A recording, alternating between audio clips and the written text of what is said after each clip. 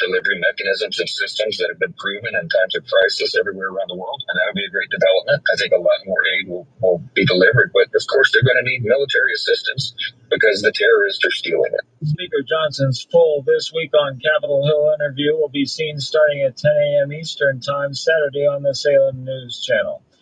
President Trump is dispatching federal law enforcement officers to the streets of Washington, D.C. White House. We remember who he is, and he, of course, was presiding over the JGG case. And we just got this order coming down on this one saying that you lose. This was the judge holding Trump in contempt, or attempting to, saying turn those airplanes around and all the things. And so he is now going to be getting essentially reversed. The Court of Appeals granted Trump's Johnny? request to stop this whole contempt nonsense. See you, brother. And we're happy to see it. It's about time. So we're not sure that this is going to stick because they'll probably appeal it to the entire circuit, and we'll see if they come back down and change it or what the Supreme Court ultimately does on this. But as it stands right now, big victory. Boasberg blown out. Bad boy Boasberg. So we'll talk about that. We got some other reaction. Senator Whitehouse. Oh, golly. Hang on a second. It's the strangest thing sometimes when we start the stream. The display capture just turns into a little goofy. There it goes. So we're back over here. So you didn't see what I was just sharing with you earlier, but it's this document here. We're going to be looking at this today, and there's going to be a lot of goodness inside. So we'll see what's going on. Big decision. Pam Bondi very happy about it, and it's good. This is going to send a shockwave to all the other anti-Trump TDS judges that are out there. We'll go through all of it. Then we have another Trump's DOJ sent an emergency application into the Supreme Court of the United States. And this is about some immigration stuff coming out of California. So Kristi Noem's filing this one up to SCOTUS. We know they're not in session at the moment, but we still need them to act on this because we've got lower level judges who are acting a fool. And so we'll go through that, see what is happening there. Got some reaction on some immigration stuff from Tom Homan and Stephen Miller coming up. And then we'll turn our attention to Big Tish, the biggest attorney general in the state of New York. And he's the biggest, political person in the government. Big Tish is in big trouble. She's getting a subpoena, and it's coming over her way from the DOJ. We're excited to see what that looks like, too. So we got some reaction on this, a couple different reports on what exactly happened, one from Politico, one from the New York Post. We got Tishy's spokespersons coming out, explaining what's going on. Gateway Pundit reminds us about her other criminality. And so it's going to be a lot of fun to see what happened here, because you remember little comments like this from Tish, where she was out here saying, no one's above the law. Yeah. How's it feel there, Tishy? So we'll come back to that. And it's going to be a great and beautiful stream. And we're very glad that you're here. If you would like to become a member, we'd love to have you as a member. We had a great members-only stream this morning, talking about a bunch of other stuff we can't get to here. And we'll be back tomorrow on Saturday with a members-only stream. And I think we'll get into some Texas stuff tomorrow, some of the Texas Democrat stuff, because that's kind of all percolating right now. Stuff's getting in there. So we'll hit that tomorrow. Members, we'd love to have you. Come join us on Saturday. Join us in the after parties. Join us on the members-only morning streams. We have a great time. We have an awesome members-only community. We'd love to have you join us. And it's a great way to support our work. And we appreciate you. So thanks for joining. You can join by clicking the join button on YouTube, going to watchingthewatchers.locals.com, and we'll see you over there in the after party today. All right, so let's get into it, my friends. Big victory from the Trump DOJ announced by Pam Bondi, saying our Justice Department attorneys just secured a major victory defending President Trump's use of the Alien Enemies Act to deport illegal alien terrorists. Now, the D.C. Circuit Court of Appeals, we're going to go through the decision, affirmed what we've been arguing for months, that Judge Boasberg, and I'll remind us of who he is, in his attempt to sanction the government for deporting criminal alien terrorists was a clear abuse of discretion, something we've been screaming here for months. We will continue fighting and winning in court for President Trump's agenda to keep America safe. And you may remember Boasberg over from our prior conversations about this. It's this fellow right here. And we learned a lot about him. He's a Barack Obama appointee. He has been very aggressive in the anti-Trump stuff. He sentenced Ray Epps, if you remember. And he's been involved in this case for quite some time. And he said, you turn those illegals around and you bring them back into our country. And so we've been following him for quite some time. And he then, after he got told by the Supreme Court that he was wrong, moved forward with holding Trump in contempt, holding the DOJ, the lawyers, in contempt, saying, you should have followed my illegal order, and how dare you not follow my illegal order? Well, he just got told by the Court of Appeals. Let's go through it. Now, before we get there, here is what he got told on. All right, this is called a mandamus. Now, we're going to see kind of a couple of different issues in the appeal and in the order. One is kind of about the jurisdiction of the appeal. And so Trump was saying a couple things. Like, one, we're appealing that lower-level order, which is terrible and wrong. And also, we're filing kind of a separate claim that's pretty much the same, but it's for a writ of mandamus. And so we're asking you, higher court, to tell the lower court, you done acted a fool. And so that's what this is called. It's called a mandamus. It's Latin for you done acted a fool. Damn it. Boy. I think. I don't know. It says it is an order from a court to an inferior government official ordering the government official to properly fulfill their official duties or correct an abuse of discretion. Now, according to the DOJ, they say mandamus, according to their manual, is an extraordinary remedy. Like the court's never granted because it's a lot. It's like you're going to tell another judge they're wrong, which should only be used in exceptional circumstances of peculiar emergency or public importance. So the fact that this was successful against Boasberg shows just how bad this is, right? In federal courts, these orders most frequently appear when a party to a lawsuit wants to appeal a decision, but it's blocked by rules. Instead of appealing, the party simply sues the judge, seeking mandamus, compelling the judge to correct a mistake. You were wrong. Generally, this type of indirect appeal is only available if there's no alternative means. Now, the All Writs Act gave the Supreme Court and all courts established the authority to issue these. And so that's what we're talking about today. So, extraordinary remedy. In other words, we don't grant this just willy-nilly. You got to do something pretty bad before we get there. That's according to a Cornell law school. So here is the order that has come down. Now, two of these judges were Republican judges, and one of them I think was an Obama judge. And this is the order. We also have the full memo that we'll take a look at. But here is what they wrote down for us. All right. Upon consideration of the emergency motion for a stay pending appeal from the Trump DOJ, or in the alternative, a writ of mandamus, or either appealing it or we need you to come in here and correct this separately. The motion to dismiss the appeal, we've read it all. We've read the letter. We've read the supplements. We've done further fact-finding and all the things. And so, now that we're here, we've read the briefings, and here is our decision after considering all of this. It is hereby ordered that some people can come in and participate as amicus. Anticlimactic on that one. But it is also further ordered that the motion to supplement the record on appeal be granted so we can continue to develop this. Now it's further ordered, and you might read this saying, the motion to dismiss the appeal be granted. So, Trump's appeal got dismissed. Oh no. And though that the petition for a writ of mandamus be granted. Boasberg blown out. Bad boy Boasberg. And the district court's contempt-related order entered by Boasberg on April 16th is vacated.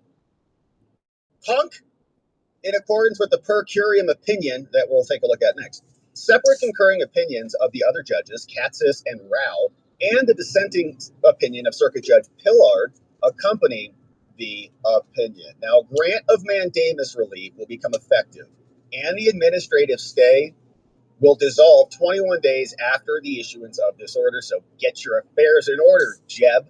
And that the emergency motion is dismissed. You don't need an emergency motion. You're not appealing anything because we just gave him the old legal back. Oh, did I fuck this up? Boy. Did I not switch that over properly?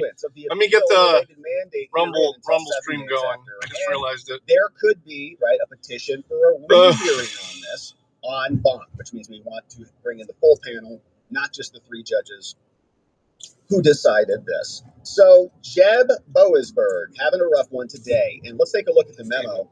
And we've been saying this for months now. The DOJ has been saying this for months. Cut out the sound on this for a minute. So I got to do it from my other phone. Part of this operation is just to delay. Okay, if they can make Trump's 4 years less effective, if they can make him operate at 50% rather than 100%, the administration rather, right, on behalf of us, then that's a partial win for them. It's not a total win, but they do get some benefit from slowing him down. So yeah, like we're getting a reversal on this. This judge is getting scolded a bit, right? Exceptional remedies being granted against him. It's not an honorary thing to say you abused your discretion.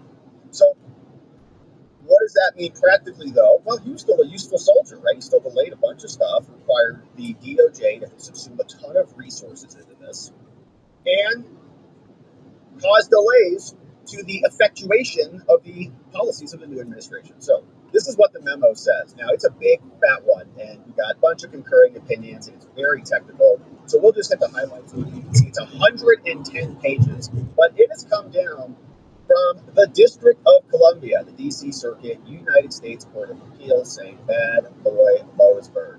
So with a little bit of a summary here at the beginning, they say, all right, per curiam, this is the opinion of the court.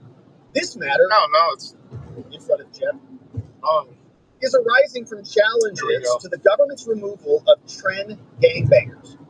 They say Trump entered an illegal order and a proclamation saying that they're terrorists under the Alien Enemies Act. So what happened is we saw this. Trump comes in, a couple months later, gangbang lawyers come filing in here, crashing into the courts like clown cars.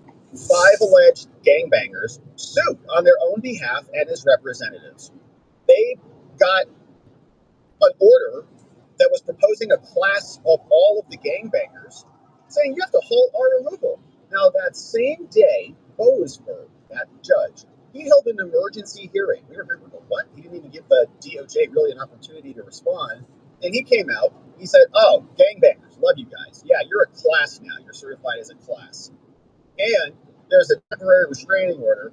Trump, the duly elected president who has lawful authority and, in many cases, valid orders of removal, can't remove anybody because I'm the president now, says Jeff, barring their removal. The government, nonetheless, flew class members from the United States to El Salvador and transferred them to the custody of the Salvadoran authorities. Now, I might take issue with that, right? I think that's framing it in favor of Jeb Boasberg.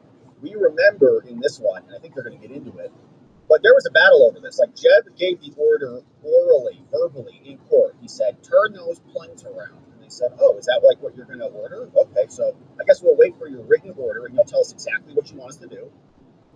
And then we'll do it.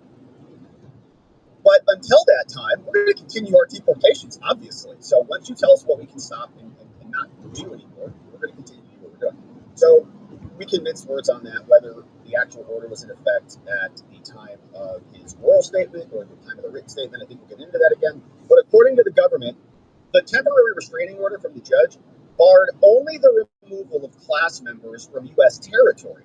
And that had already occurred before the TRO was entered. Okay, DOJ said, no, we didn't violate anything. Okay, they were already in the air. They were already across national lines. So it's not your jurisdiction anymore. You don't have power. So sorry. According to the district court, the judge said, I do have power. It did bar removal of class members from U.S. custody. Okay, it wasn't about the physical territory. It was about custody. You still had custody of them down in CCOT. So put it back on a plane and bring those gangbangers back. And the government likely violated it, said Jeb, by transferring class members to CCOT and El Salvador. So then in response to these events, the district court, Judge Jeb, James E. Boasberg, he came out and he issued an order accompanying opinion, and he found probable cause, remember, which is like a crime, that some federal officials willfully violated the TRO. Well, I think there's evidence of criminality here. And so we're going to have an investigation because you violated my order, which was illegal and totally there we go. Invalid. Rumbles up. Also undemocratic in many ways. Now, the court offered the government an option to purge the putative contempt by taking custody and bringing them back. Remember, the Supreme Court said, you're wrong, Jeb. Sorry, you lose. You don't have the authority to tell the return people who are already out of the country. So stop that. The judge said, okay, fine, I'm wrong. I guess I was wrong. But at the time I issued my order, you violated it. Okay, so now it's been reversed, but you should have still followed the order, is the argument. Because you think about it from a public policy perspective. They don't want people to say, well, I'm going to ignore the order pending appeal. No, you got to follow the order, and then you can undo it after the appeal is over. So the judge went and found a bunch of case law and said, well, I guess I can still prosecute you for this. And did so. So now we're on appeal. Now, the court also stated that if the government says we're not going to purge this, in other words, the judge said, you can comply, again, with my illegal order, and then I will stop my illegal contempt proceedings against you. And he's like a federal judge. He just is still on there having a straight face. Like, maybe he has a straight face. I don't know. He might be laughing himself to sleep every night. I don't know. But it must identify executive branch officials who, aware of this court's TRO, made the decision not to halt the transfer of class members out of custody. The court further came down and they said, you know, the next step, says Boasberg, is we're going to request that contempt be prosecuted by an attorney for the government, right? It's going to unleash the DOJ to be prosecuted by the DOJ. And it stated, if the government declines or in the interest of justice requires, the court will appoint another attorney to prosecute the contempt case. So the judge will appoint like an independent counsel, some sort of special, officer of the court to prosecute somebody or something. Now, the government appealed this. They said there's no probable cause order, Judge. You can't make this up, Jeb. And they moved for an emergency stay on appeal or a writ of mandamus, saying you have to tell this judge like he's acting ridiculous. You have to terminate these criminal contempt proceedings right now. So they then moved to dismiss the appeal, and the court granted the stay, and here we are. Now, the court writes, we grant the motion to dismiss the appeal. The panel's unanimous because we don't have appellate jurisdiction. Okay, like this is not a proper appeal. We can't do anything on the appellate rules. But Judge Katsas and Judge Rao do conclude that the government, the DOJ, has satisfied, remember those exceptionally stringent requirements for the writ of mandamus. It's an exceptional remedy. The court, therefore, grants the government's petition for mandamus. Jeb Boasberg loses and vacates Jeb's probable cause order. Judge Pillar dissents, very unhappy about this, from the grant of mandamus to vacature. So let's hit some of the highlights. It's a major opinion. We will just see some of what's going on here. But here is the first judge, Judge Katsas, writing, concurring in what we just read. That was a summary of the entire thing. This is the actual decision and memo. Now, this case involves an extraordinary, ongoing confrontation between the executive and the judicial branches. Yeah, thanks to them. Trump is actually just executing the laws of the presidency to which he's entitled because he won the election. Jeb didn't. On March 15th, Trump sought to implement a proclamation. And apparently there were planes of 100 alleged gangbangers flying out of here. They said, bring them back. The judge said, you violated my orders. Now, in response to these events, Judge Jeb issued criminal contempt proceedings.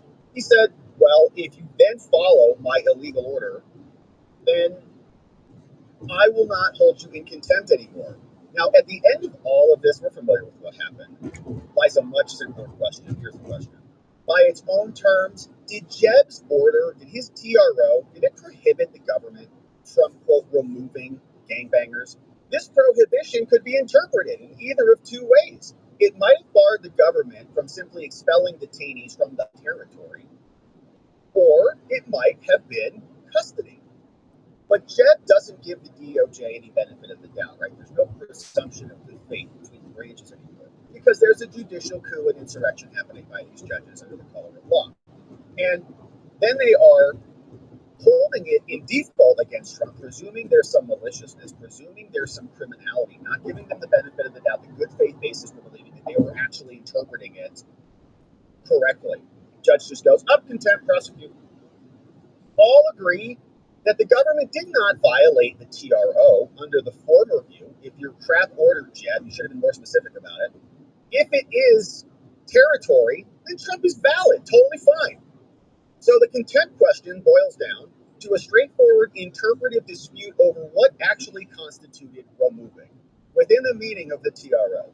And it's pretty incredible how much these illegal aliens, right, get all these benefits of all this analysis about what is removal for them, Trent Nicaragua, Jeff Roseberg, like all this analysis. I sent that to. Right? It's clearly already been in Trump's power to do it. For purposes of criminal contempt, ambiguities in the underlying injunction must be resolved in favor of the alleged contemnor. So, if we see that Trump does have a hole in the line of scrimmage that they can run through and say, oh, that's our argument right there. We didn't remove anybody from the territory. They were already out of the territory. So we followed your order to the T. Oh, got us. Okay, so that's one interpretation of it. So you have to give them the benefit of the doubt. You can't charge them with crimes for that. At the time of the alleged contempt, just hours after the TRO hearing and before any transcript was even available, the minute order could reasonably have been read either way, Jeb. Thus, the TRO cannot support a criminal contempt conviction here. You can't just make up ambiguous orders and then hold people in criminal contempt. The government has sought review of this order, and they're doing it by mandamus. Now, there is no basis for appeal right now, but mandamus is appropriate because the government, Trump, is plainly correct about the...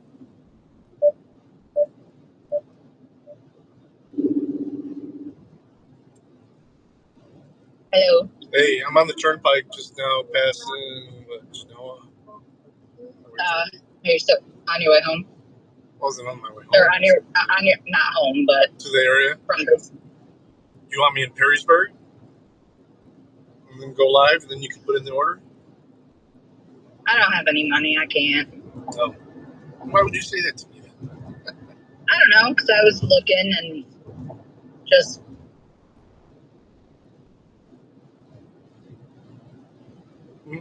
thinking. I can send you some money so you can put in an order, and I'll just hover, see if I can get it. That way we get half of it back. Yeah, I'm trying to see, like, what's even... I know...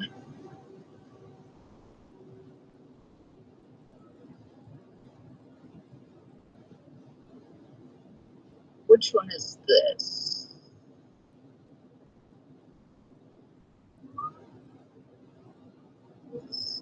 So there's a Great Bleep Express in Perrysburg. Yeah, it's on Dussel, right? No, it's in Perrysburg. I think it's by like where Crumble is and stuff. Yeah, I'm not near there. I can get off at 75 and head over there. Yeah, I'm kind of looking. I've mapped myself to Swanton for now.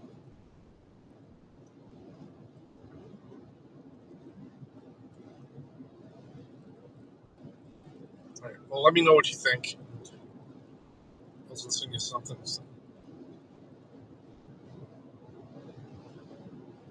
All right, let me look. All right.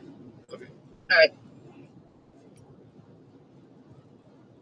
Merits of the criminal contempt argument, and our saying so now would prevent long disputes between the executive and the judiciary over these difficult, contentious issues, and over foreign policy questions and criminal sanctions for violating injunctions.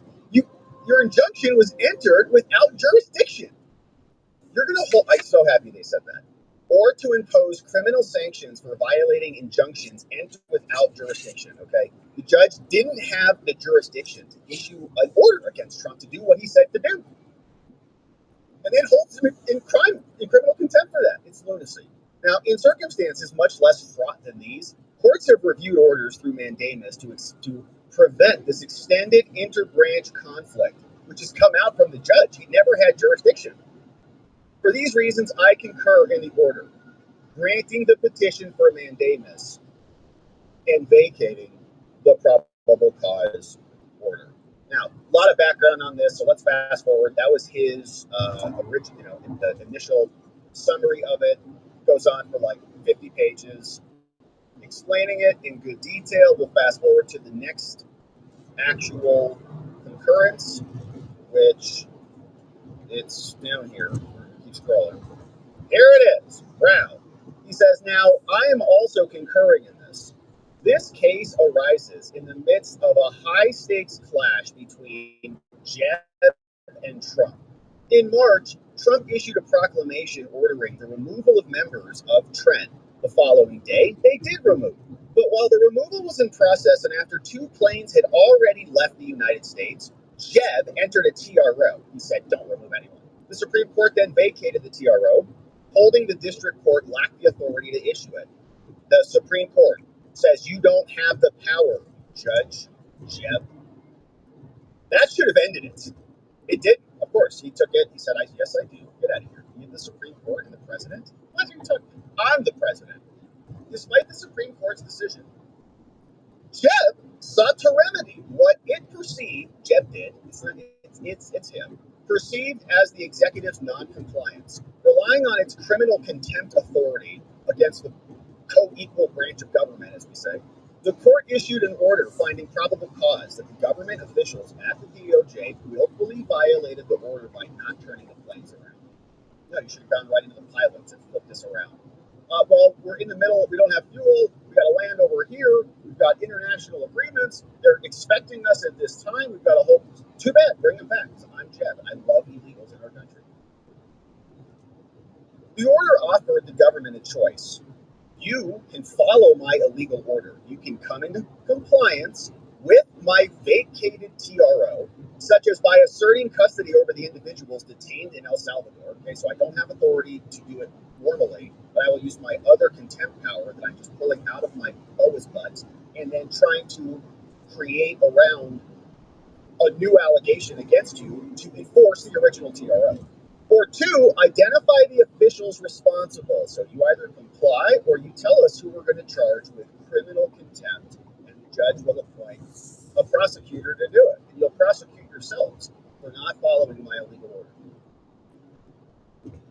And this is like the Democrat hero, right? They are in favor and supporting these judges, defending them. They call this law and order. They call this a threat to democracy. You can't criticize these judges. They're judges. They're impartial. Blah, blah, blah. You can see it right here. It's right on his face. It's illogical. The district court's order, says this judge, is a clear abuse of discretion. And it does warrant the drastic and the extraordinary remedy of a mandamus. Yeah. Punishment through criminal contempt might still be available in these circumstances, but the judge cannot use the threat of that punishment as a backdoor to obtain compliance with a vacated and unenforceable TRO. It's a scam. So the district court's abuse of the contempt power is especially egregious because contempt proceedings against senior executive branch officials carry profound separation of powers overtones and demand the most sensitive judicial scrutiny, which this judge doesn't care about. None of them have because they're, in my opinion, Democrat hacks. Lacking the authority to compel obedience, the district court nonetheless pressured the government to take custody of the alleged aliens that were already out of our country. This intrusion on the president's foreign affairs authority constitutes an unwarranted impairment of another branch in the enforcement of their duties. Because this order exceeds this court's authority to do it and amounts to a clear abuse of discretion, mandamus is appropriate. And he's going to give us... Yeah. A place like that, you're not going to get to pick the store. They're going to decide who's busy and who's close and where the drivers are. Okay, well, no biggie. I can find something here. Just trying to hook you up. Well, I know. There's that. Hold on, what's it called? That TEA Mediterranean that's on Holland, or on Airport Highway. I don't know what that is. The Airport Highway in Holland. That I think is by Spicy Tuna Spicy Tuna. Yeah, I know where you're at. I know what you're talking about. You want me to head up that way? Sure. Let me know how much you need. Okay, I haven't even looked at the menu, but I'm sure I can find something. Yeah, just figure in it can be a small tip. because Okay. there's no guarantee I'm getting it. So. And if I do get it, you can put in a big tip, and I get it all back. It makes me look good, and you look good. Okay. You know? I'm looking to see if they have what they even have here. It's Mediterranean, they all have the same shit. No, they don't. This is weird. They don't have anything vegetarian. Falafel? No. Oh, a falafel sandwich, but they don't have a platter like I wanted. Like a hummus platter? No. Which grape leaf, if you just search grape leaf express, which one is closest to you? The diner, which is...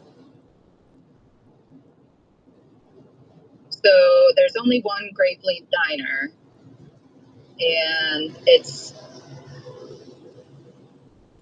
on South McCord Road in Holland. Okay, well then it's not going to go to an express if you pick that specifically. Right. So I'll head that way. You try and figure out what you want. All right. Love you. There's no guarantee I'm going to get it, so we'll see. I don't know if they have rules built into it. I can't, but we'll see. All right? Okay. Love you. Love you.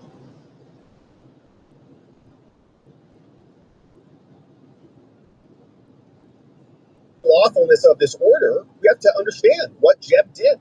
The district court claimed it was undertaking, quote, a compliance inquiry. He's like, all right, let's see what Jeb actually did here. A compliance inquiry? He says the government was disobedient of my TRO, and I'm going to punish you with contempt. Now, after applying the standards for criminal contempt and determining there was probable cause to find a willful violation, he said, follow my orders or else. Now, the purpose of this was to force the executive branch into doing something. Now, the court acknowledged that it can no longer coerce this action because it was vacated, but it did use its contempt powers. Dangling this sword of Damocles to compel the executive exceeds the court's authority. Drive to Grape Leaf Diner.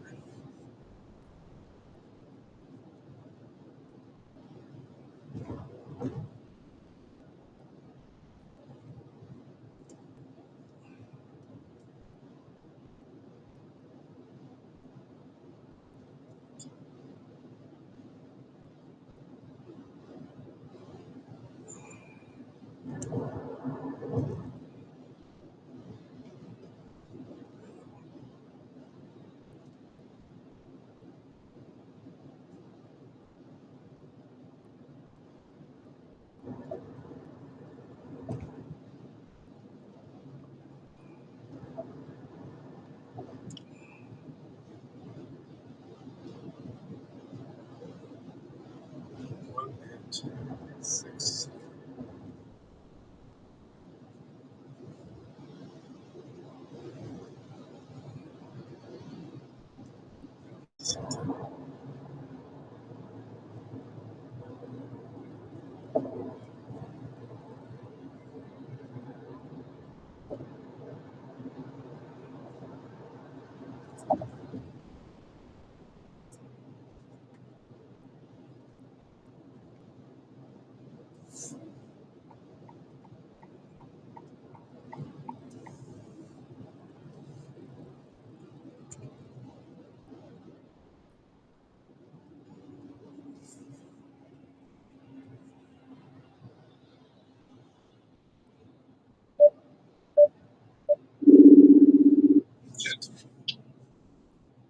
I didn't mean to do that.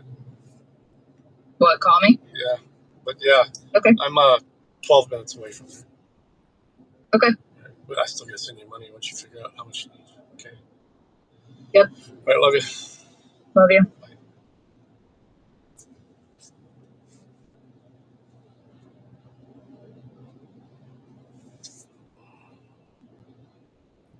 And so now Trump is saying we actually complied with this, and so this dissenting judge says they didn't. So we'll see. Now this might go up for further appeal, We'll see what the illegal gangbang lawyers decide to do. But Chad Mizell over from the DOJ, in responding to this, is responding to Senator Sheldon Whitehouse. Whitehouse sent this one in. He said, "Why did I send this letter to the Chief Justice? Remember Jeb Boasberg was also the same judge that was in the room with John Roberts, and he was kind of that annoying person that you see like at events, and like they ask questions that are completely unreasonable. Like, hey, we're only here to talk about administration of." Can I DoorDash to my own house?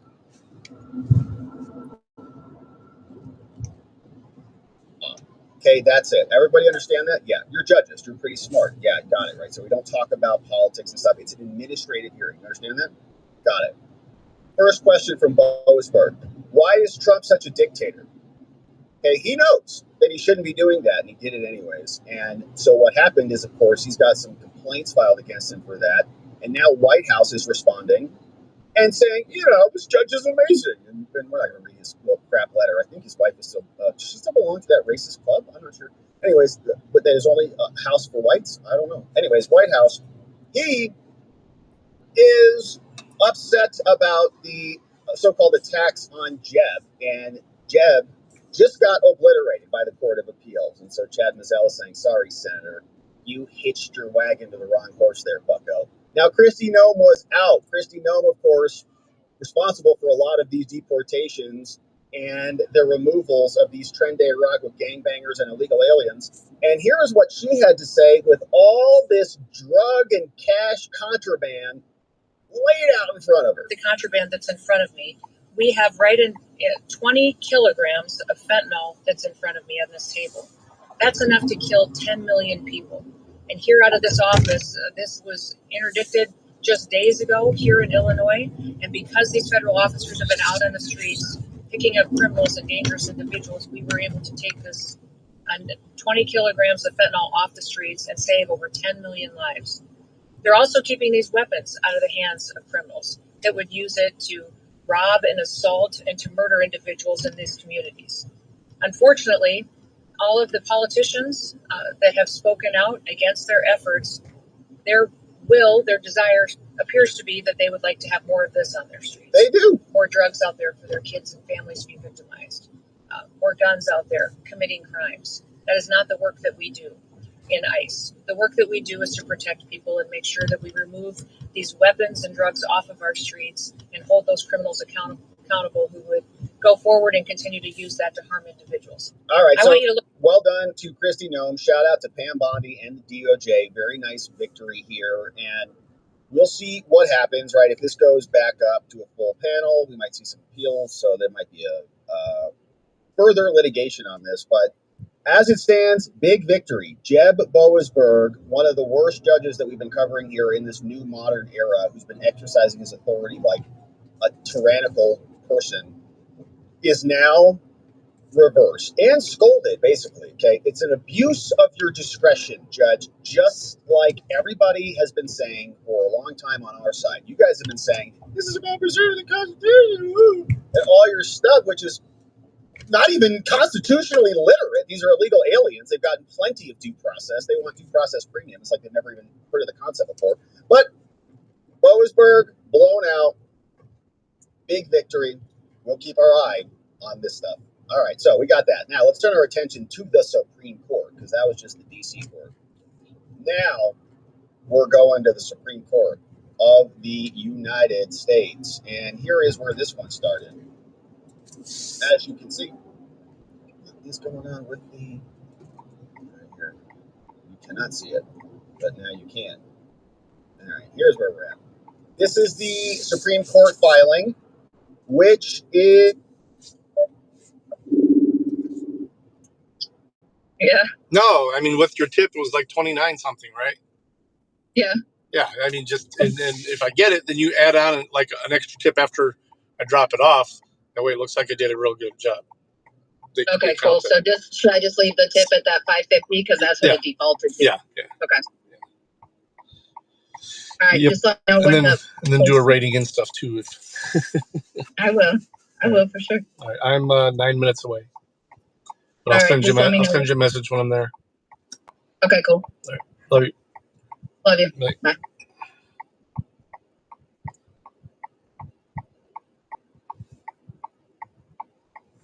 Is another good one. So we'll see where this one goes.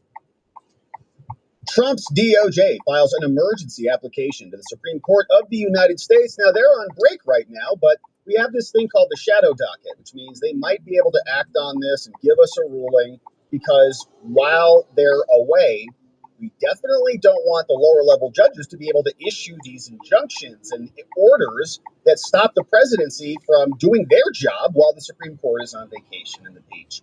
So here we have now an application to the Supreme Court. This is in the case of Kristi Noem versus Pedro Vasquez Perdomo, filed here by D. John Sauer.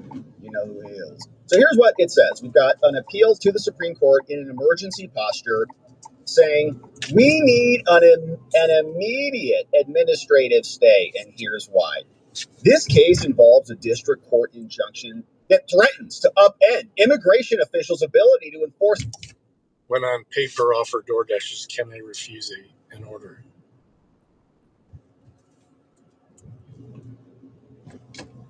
Immigration law in the Central District of California.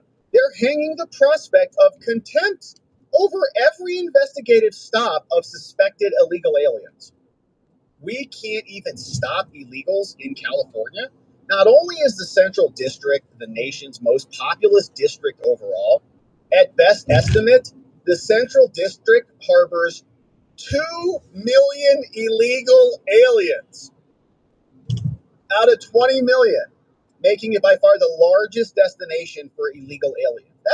That's crazy. That's like bigger than countries. Given the administration's commitment to enforcing the nation's in one city in the nation's immigration laws, under which illegal aliens are subject to investigative stops and detention to facilitate removal, it should be no surprise that the LA area is a top enforcement priority. Now, when immigration enforcement stops involve briefly detaining a suspected alien, they have to comply with the Fourth Amendment. We still have reasonable suspicion requirements, but that's a pretty low bar. It's considerably less than preponderance of the evidence. It's just reasonable suspicion. You have some suspicion? Yeah. Is it reasonable? Yeah. All right. That's good. Preponderance of the evidence is a higher standard. You got to go find some evidence and say, well, we've looked at a bunch of evidence and it's preponderant. We've looked at evidence here and there's some here that's good, some here that's not. But on the weight of things, there's more than not. So yeah, by a preponderance, it's there. Reasonable suspicion is way lower. Now, like most Fourth Amendment tests, that context-specific inquiry requires considering the totality of the circumstances. So it's about the cop and the person and the situation. And here, those circumstances necessarily include that illegal presence is widespread. 1 in every 10 people is an illegal, and many locations unlawfully employ illegals and are known to hire them on a day-to-day basis. Certain types of jobs like labor, landscaping, construction are very attractive. They don't require paperwork. In practice, the vast majority of illegals in this district come from Mexico or Central America. Many only speak Spanish. Now, needless to say, no one thinks that speaking Spanish or working in construction always creates reasonable suspicion, nor does anyone suggest that those are the only factors federal agents ever consider, right? They say, you're just going after the Spanish-speaking amigos on the job site. Well, they do speak Spanish, but there's other indicia. And this is the same tactic all law enforcement does too, okay? They don't ever just stop you for one reason, or the good cops don't.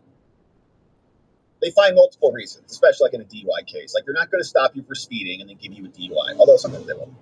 They'll usually find a couple of reasons: speeding and following too close and unsafe lane change, and they'll mark another bunch of, weaving within the lane, a bunch of other crap in there. Because if you say, I actually wasn't speeding, and that was the basis for the stop, well, then why'd they stop you?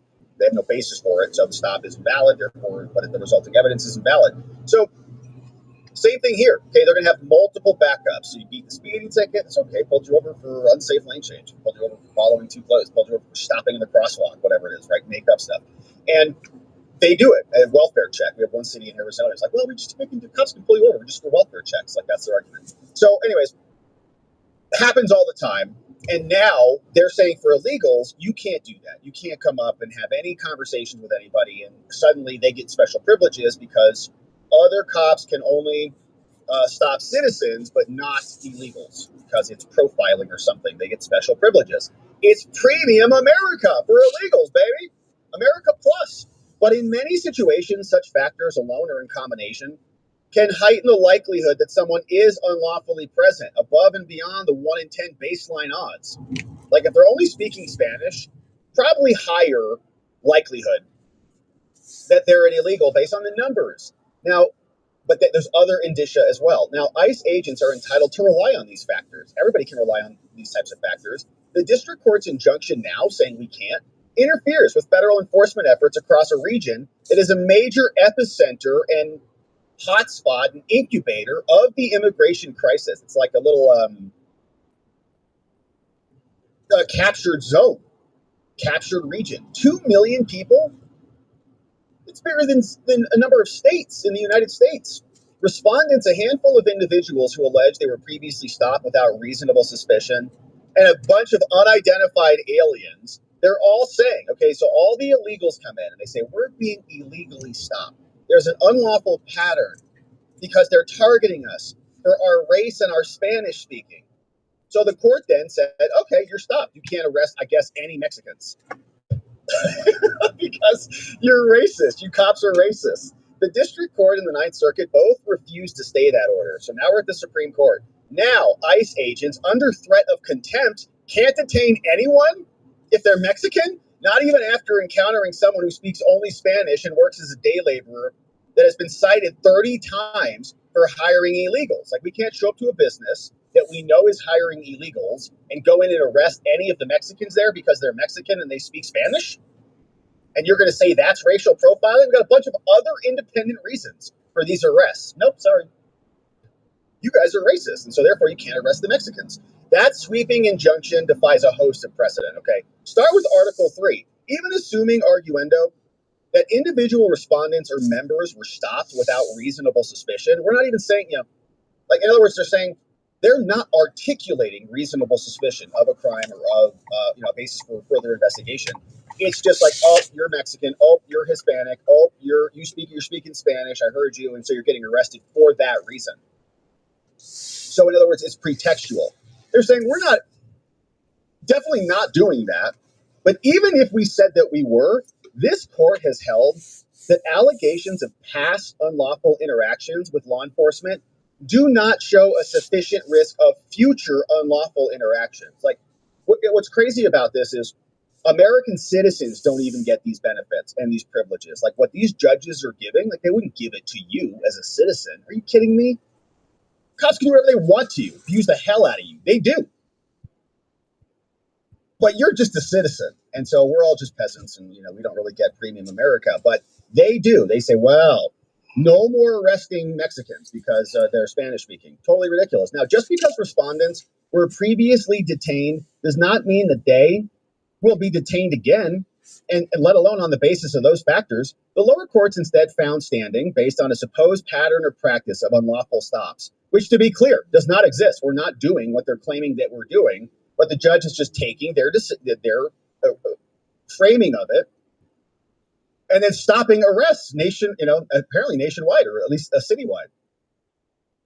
But neither supplies a sufficient imminent concrete risk that there is going to be unlawfulness in the future. And this court has rejected a theory of standing based on probability. Like, well, it could happen a couple times. So on the merits, the injunction also defies black letter Fourth Amendment law. This imposes a straitjacket on law enforcement officers. And there's case law out the wazoo on this, right? Like, cops have a ton of privileges to do a bunch of things. So the idea that they can't go and talk to somebody because they might be racist or something is ridiculous. It is inimical to the context and case-specific totality of the circumstances that the case law requires. So you have to take it on a case-by-case basis. This person who was arrested and charged, who's filing a habeas petition, had his rights violated because it was a pretextual stop for that one person who was speaking Spanish, and they just targeted him, but he's actually not, so he can make his claim. But one judge can't just say, oh, sorry. Send it.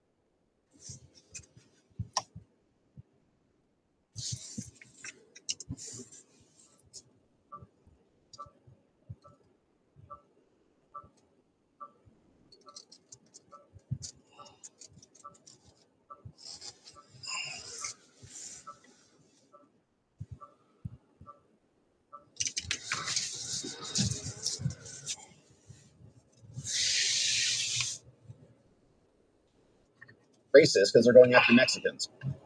The lower courts wrongfully cabined a reasonable suspicion inquiry to a holding that no combination of any of those factors is ever reasonable suspicion.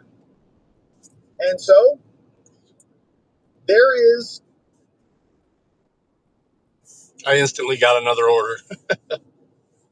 No worries.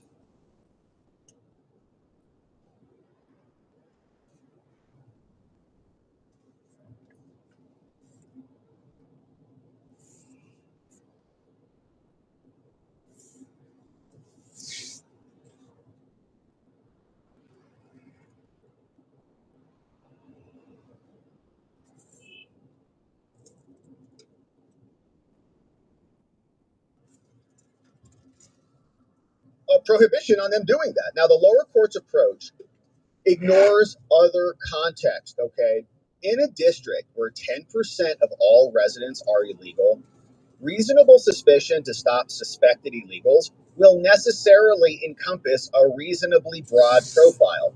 The result is a self-contradictory injunction, Judge. The lower courts, you found standing based on the supposed concrete likelihood that respondents out of millions might be stopped on impermissible grounds, but you refuse to find reasonable suspicion because these grounds describe far too many people. And so therefore, that's the whole point, is they want the district-wide injunction. They don't want to go on a case-by-case basis because then that requires the illegal aliens to contest it individually. They never wanted that. It's the same pattern that we've seen elsewhere.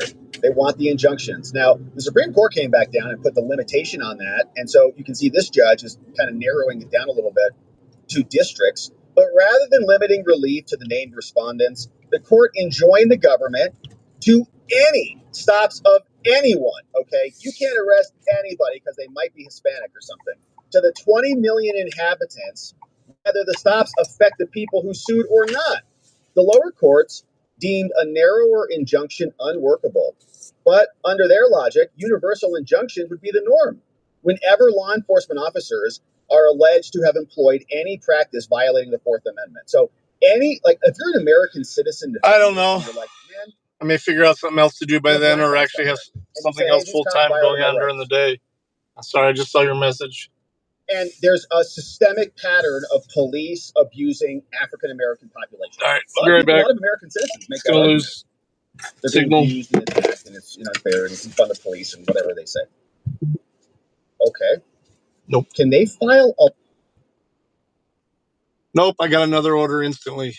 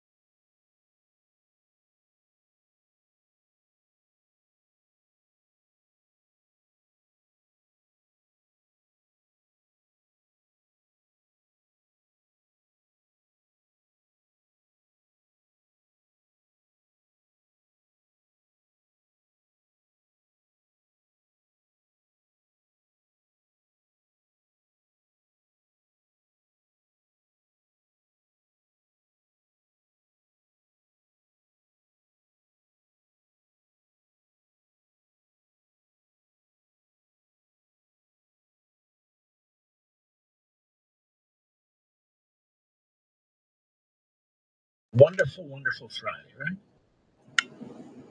The weekend begins when this program ends. So let's have some fun. Let's have some fun. You've heard of Adams. No, not the Adams family. You've heard of John Adams. You've heard of Samuel Adams. You probably heard more about John Adams than Samuel Adams. Well, Samuel Adams was one of the original revolutionaries. Let me read a little something to you. I hope you're enjoying this because, you know, when a book comes out and I do this, in a month or so I'll stop doing it. But there'll be other history, other philosophy that I always want to share. I enjoyed, I think most of you do. That's what I hear when people come up to me. Sam Adams himself would conclude, as one of the earliest and most effective revolutionaries against the British government it once advocated for, even the best forms of government can devolve into tyrannies. Democracies do not guarantee liberty. They can provide the institutional framework, this is me, not Adams, for a humane government. That institutional framework requires certain essential characteristics: a just rule of law, representation and consent, divided powers, private property rights, and a virtuous and moral people. But liberty is not a product of democracy.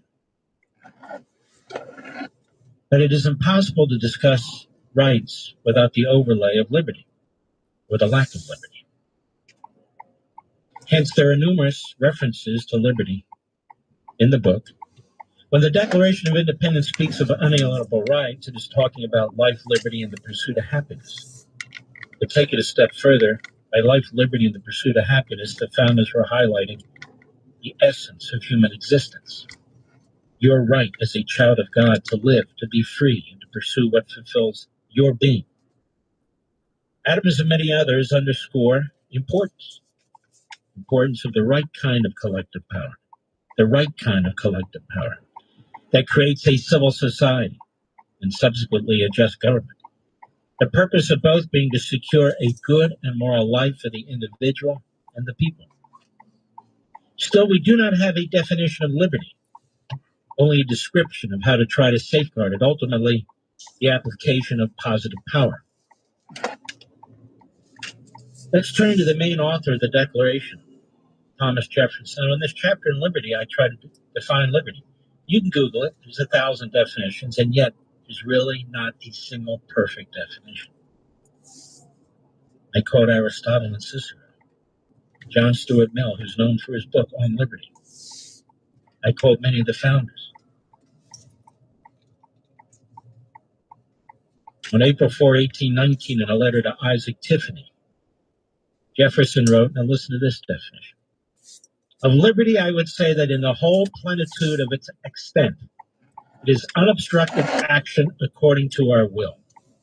But rightful liberty is unobstructed action according to our will, within limits drawn around us by the equal rights of others. I do not add, he says, within the limits of the law, because the law is often but the tyrant's will, and always so when it violates the right of an individual. And then I add, however, without the law, a just law, there is no order, not even in the civil society, which comes before the government. In Jefferson's defense, though, it is not clear if he's writing in a more theoretical sense or asserting his position as a baseline or in the context of politics and government. The latter would not be very logical, so I assume it's the former. Jefferson made many profound observations and was a prolific writer. One such statement, quote, the Hey guys, natural got another order I got to pick up. I'll be right back. To yield to government to gain ground is, I believe, as close to a truism as it gets, at least over time. Obviously, there are times and places when governments surrender power, but that clearly is not its natural tendency, not even in democracy. Moreover, governments can act and have in fact acted to protect or expand the rights of individuals or the people generally by exercising what I define in Chapter 3 as positive power. Again, here's Jefferson. He's talking about the natural progress of things. That is the rule, not the exceptions to it. Looking elsewhere, on August 26, 1789, the French National Assembly issued, and I go through the different definitions and assertions of liberty. John Stuart Mill wrote brilliantly, and yet never really got there. Isaiah Berlin wrote about negative and positive liberty. As I point out at the book, when you really read it and understand it, he's really talking about power. Power. Then I look at Alexander Hamilton, what he has to say about liberty, and Madison, what he has to say about liberty. Really, I think you'll find it absolutely fascinating. Then you'll have your own thoughts about liberty, no? And the debate about how to interpret the Constitution in the context of liberty. Yep. Critics are right to ask, exactly what do the negative power advocates seek to achieve? Why are they not explicit about it? Of course, some are. And I'm not speaking here of the more fanatical and openly hostile among them. My focus is on those politicians and academicians who claim to embrace and uphold the Constitution while using it by manipulation and perversion as a means to dismember its most critical parts, especially separation of powers, consent of the people, federalism. What is their practical governing blueprint, and how does it advance the cause of individual and societal liberty? It is only the Constitution's remaining yet weakened barriers against negative power that protect us from the logical progression of an increasingly centralized government, with an authoritarian ruling class, that is, authoritarian democracy, as I define it.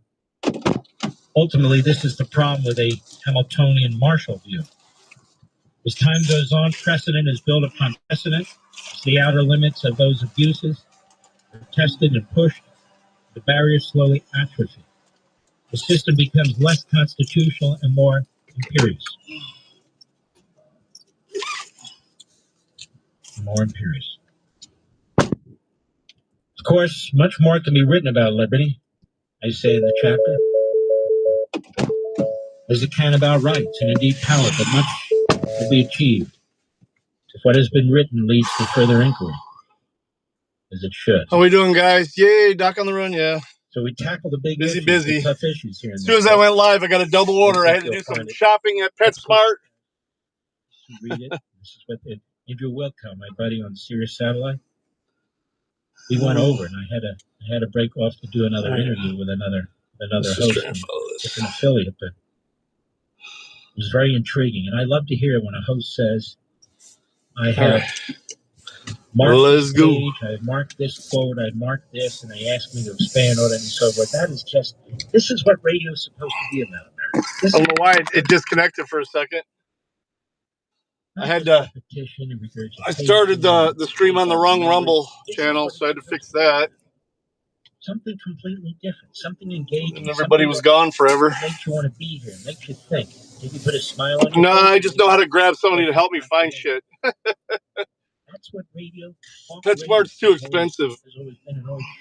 This was a bunch of parrot stuff. I was like, oh my God, I have no idea. Luckily, the lady I grabbed that was stocking, that's her department. So she literally found everything for me instantly. Patrick was way behind on his IRS. Come on, homie. 2026. $30,000. Then the IRS came to collect. Started getting letter after letter. A lien had been filed against me, and they were going to basically hang me completely out to dry. He had to do something. That's when I reached out to Optima Tax Relief. Patrick's life quickly got a lot easier. It was very easy, pretty much hands off. They picked up the ball and ran with it. And how'd it go? I couldn't believe it. I had to ask 2 or 3 times. I saved an incredible amount of money. How does Patrick feel about Optima? Couldn't be happier. They definitely helped me. Optima Tax Relief, the best place to call. They're the best in the business. Wow, they live this close to PetSmart and having it delivered. That's crazy. Good for me, I guess. 800-611-8892. 800-611-8892. Yeah, I already went. Already got that shopping done. I found somebody who took care of me. You heard it here first. Resolutions are so last season. What's in? I'll tell you what. Transforming whole body health with just one whole food. Armra colostrum is a 300 million year old superfood, packing 400 plus nutrients and more benefits than I can mention in this 60-second ad. Stronger immunity, ease bloating and constipation, revitalized skin and hair, stronger recovery and performance, and elevated mood and focus are just a few results clients see and feel. With Armra, transform your health at the cellular level and unlock the you of your wildest imagination. Visit armra.com and enter code XMRadio for 30% off your first subscription order for this month only. That's ARMRA.com. Do not park on street. For 30% off your first subscription order. These statements have not been evaluated by the FDA. This product is not intended to diagnose, treat, cure, or prevent any disease. The S&P 500 closed today 50 points up. You didn't inherit your future. You built it. One paycheck, one sacrifice, one smart decision at a time. Why let the policies in Washington squander your success? I'm Joseph Gradante, CEO and co-founder of Alio Capital. I founded Alio Capital. Requested you leave the order there. Additional instructions are provided in the Dasher app. You need to knock a ring doorbell. Okay. Forces that shape markets, economics, policy, and politics. Alio Capital's Altitude AI is a proprietary tool designed to analyze these macroeconomic factors and their potential impact on your portfolio. Download our app today in the App Store or Google Play. Text Patriot to 511 511. ALLIO Capital. Text Patriot to 511 511. Investing involves risk, including the potential loss of principal. Past performance does not guarantee results. See terms and conditions. Tax fees may apply. It's an interesting time for business. Tariff and trade policies are dynamic, supply chains squeezed, and cash flow tighter than ever. If your business can't adapt in real time, you're in a world of hurt. You need from global shipments. All right, directions to the next one. 2.7 miles away. AI-powered business management suite trusted by over 42,000. Hello, sneezers. NetSuite is the #1 cloud. These are apartments. For many reasons. It brings accounting, financial management, inventory, into one suite. And with AI embedded throughout, you can automate a lot of these everyday tasks, letting your teams stay strategic. NetSuite helps. They handed me an extra Dr. Pepper too. That was nice of them. My tea's almost gone. Full control. Tame the chaos. So like it's Friday. Grab an extra Dr. Pepper if you want one. Fuck yeah. Actually, they said grab an extra soda, 20 ounce if you want one. I was like, I'll take a Dr. Pepper. Since you got Pepsi products. Channel 125. Conservative principles live here. Clement is on the radio.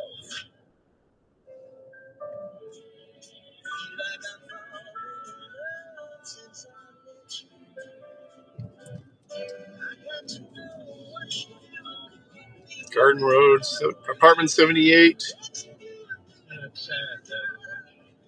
All right, 6201, apartment 78.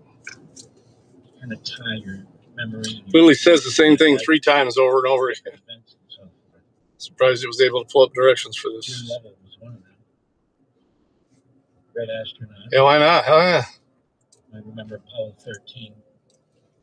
He's also the first astronaut to go to space 4 times. 4 times. Passed away today at the age of 97. Astronaut Jim Lovell, best known as the commander of the near-tragic Apollo 13 mission to the moon.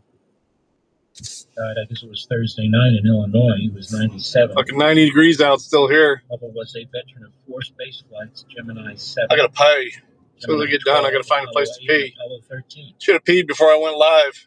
Lovell family highlighted his amazing life and career accomplishments and his legendary leadership in pioneering human space flight, no doubt about that. Family said that all of us, he was dad, granddad, and the leader of our family. Most importantly, was our hero. DoorDash is calling me. This is your DoorDash. Hello. Passwords. or verification codes with anyone over the phone.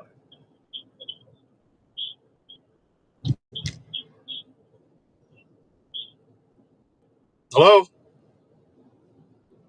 Hi there. Are you the one that's delivering the pizza to 6201 Garden Road? I am. Okay. On the apartment number, isn't put E. It's a building E. It's apartment E78. I'll be Okay. outside. All right. I'll be outside waiting on you. I'm about 4 minutes away. Okay, thank you. No worries. Bye. Yeah, bye. Should ask him if I could pee at his house. His unshakable optimism, his sense of humor, the way he made each of us feel the impossible. Since I'm so early, I'm literally fucking 10 minutes early, 15 minutes early. Administrator Sean Duffy said in a news release, NASA sends its condolences to the family of Captain Jim Lovell. His life and work inspired millions of people across the decade. Jim's character and steadfast courage helped our nation reach the moon and turned a potential tragedy into a success from which we learned an enormous amount. We mourn his passing. You know what's sad? We will talk more about that Jeans commercial than we will ever talk about the great late now Jim Lovell, won't we, Mr. Producer? More people will know who some anti-American, anti-Semite podcaster is than Jim Lovell. That's the decline of our culture. Now, Lovell was selected to join NASA in 1962 as part of the agency's second round of astronauts. The group that included Neil Armstrong, Pete Conrad, John Young, and others, who were nicknamed the Next Nine. Lovell's first two space flights, Gemini 7 and Gemini 12, were designed to demonstrate how humans can live in weightlessness, to test rendezvous and docking technologies that would be essential for subsequent space station operations. People need to understand these early astronauts, they really had guts, a lot. Now, Lovell next circled the moon, the Apollo 8 mission in 1968, but it was the fourth and final space flight that brought him the most fame. What a hero he was. Apollo 13 launched into space on April 11, 1970, a mission that was intended to be NASA's third moon landing, but 55 hours and 55 minutes and 4 seconds into the flight, disaster struck. One of the spacecraft's oxygen tanks exploded, causing another to fail. Lovell and his two crew members, Jack Swigert and Fred Hayes, were about 200,000 miles from Earth. It was Swigert who initially radioed the infamous message to NASA's Mission Control, quote, "Okay, Houston, we've had a problem here." When asked to repeat, Lovell followed up, "Houston, we've had a problem. We had a main B bus undervolt." Over the next 3 days, NASA engineers and mission controllers executed a harrowing rescue. It was lauded as one of the agency's finest achievements. You see, the explosion crippled the command module. The astronauts faced an extreme shortage of water and electrical power, along with dangerously high levels of carbon dioxide. After about 6 days in space, the Apollo 13 crew splashed down safely in the Pacific Ocean. The mission came to be known as a successful failure, one that demonstrated the ingenuity and tenacity of the agency's engineers and astronauts. Lovell won praise for his steady leadership throughout the flight. The mission had receded into history until 1995. I appreciate it. I had one in the back of here one time, and that was played hell finding where it had to go. The movie would make Lovell's name among the most recognizable of the astronauts. Kept the other one in a cold bag, so. Lovell was born March 25, 1928 in Cleveland. He graduated from the U.S. Naval Academy in 1952. Yeah, they didn't give me a bag. 7,000 hours of flying. So busy in there. Over the course of 4 space flights, Lovell spent 715 hours in orbit. According to NASA, he retired from the agency in 1973. In a 2020 interview with the Today Show, Lovell reflected on the milestones of his life as an aviator and astronaut. He said, quote, "I think I'm very fortunate. I think that I've lived a life that I had a chance to live all over again, even though I knew what the consequences would be and the chance of coming back, were not unknown at the time. I would do it."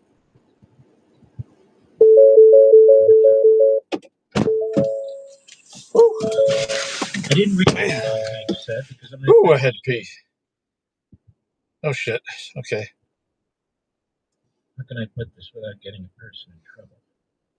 Tom Hanks has a very bad reputation in Hollywood, I was told. Very bad. Panda Express order came in right away before I paused. I met a driver who drove him once and told me what Hanks had said to him. I didn't deny it, though. Shit, come on. So he comes across as very affable and so forth, but apparently in many corners he's not. That's what I'm told. I know, it's kind of shocking. He's been misintroduced. Seems like a nice guy. Did it? That's Raising Cane's. Okay, Okay, I guess we're not going to eat right away. For what it's worth. Yeah, seems like a nice guy, he and the missus. Apparently, again, what I'm told, not so, but again, take it for what it's worth. I don't have any first-hand knowledge, but the person was under no obligation to tell me anything. All right, so last couple of times you're going to hear it during this show. After this show, it'll be over. Talking about tomorrow, 10 a.m., Barnes & Noble, Spectrum at Reston Town Center, Reston, Virginia. This customer tends to leave higher tips, so we'll see. In that area, we're going to come together, see each other, greet each other. Can't, man. I got to be there at 9:42. And I will sign your books. I might have time. I will sign yours. Very excited about doing it, too. Oh, Jesus. That guy was in the turn lane for a minute. I see Anna Navarro, The View. She jumped off a boat, according to Entertainment Weekly. That must have made quite a splash, Mr. Bedosh. She swam to a stranger's vessel for more alcohol after running out of wine. Now, there's a lot of jokes you can tell about this, don't you think, Rich? He jumped into the water. I can do it at Raising Cane. Shit, I'll just do it inside the restaurant. She swam to another ship. I don't like this one. She's nasty. She's vicious. But see how they all live? See how they all live? They live better than most, and they complain more than most. She's on her vacation. Came one day, as they were writing Entertainment Weekly. After she criticized combo box, fountain drink, Arch root beer, cane sauce, crown cook. He said he should have joined a gym instead of voicing his intention to join the government. You see, nasty, stupid woman, quite frankly, quite stupid. She jumped in the water. Probably people were yelling shark, or sperm whale or something or other. I don't know what they were yelling, but I don't think they were yelling, there's Navarro. It bounced back very much. I'll be right back. You didn't start a business to babysit your poorest performing employees. That's exactly why I started my business. I really like it, actually. They're great for good seasoned chicken strips. The first time I ever had it was when I was down in Atlanta one time for work. And they didn't even have them around here back then. That was about 9 years ago. And they've been popping up all around here lately. We'll take care of the rest. I'm so confident that Bambi will help you focus on what you love about running your business that I'm offering a $1 trial to the service for your first month. Trust me, there are no limits to the amount of calls or questions you can give your Bambi HR manager. After your first month, just 20. Yes, $29 a month for companies of any size. Month to month, no hidden fees, cancel anytime. Get a month of Bambi for just $1. Go to Bambi.com and type Patriot under radio to schedule your first call with an HR manager right now. Go to BAMBEE.com, Patriot Radio. We didn't have them until recently. We just got them like a couple years ago. Our best-selling 4-week survival food kit sold like hotcakes last year. Because with everything going on in the world, Does this place order inside? So we told our purchasing So I have to make the order myself? And holy cow, he really delivered. So weird. That's how they did it last time. Everything showed up at once. Now we've got pallets of food stacked to the ceiling. We're out of room. So to clear space, we're doing something we've never done before. Buy one 4-week survival food kit, get a second one absolutely free. They can be. It just depends on what kind of sauce you get. I mean, they're just breaded chicken, like chicken strips, chicken fingers, whatever. you want to call them. Right now. Remember, when disaster strikes, Are they super special? I don't know. don't let your family go hungry. Or Patriots.com before the steal disappears forever. This is a special notice to I mean, I think I've been there twice since they opened in the last couple of years. Billions in tax relief is now being made available to I've been there more to DoorDash than I have to eat.